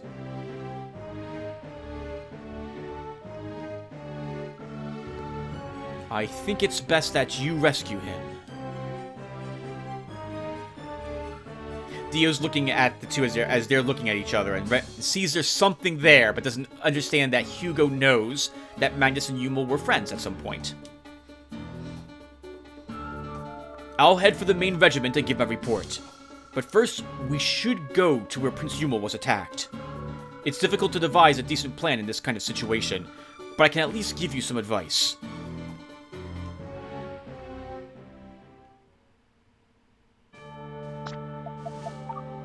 Alright everyone, that's our next objective, but we're going to stop here. I am going to explore the Tane Plains before we go to rescue Prince Yumel, but it's going to be a quick exploration.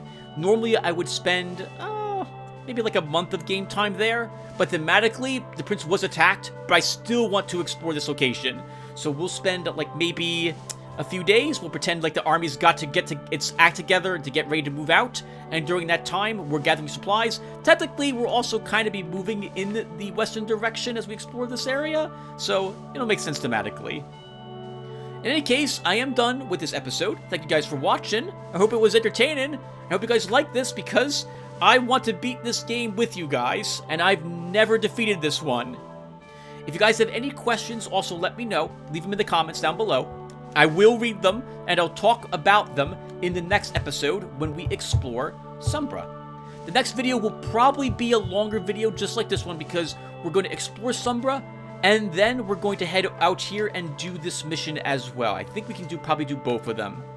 So I'll see you guys then. Thanks again for watching, and take care, everyone.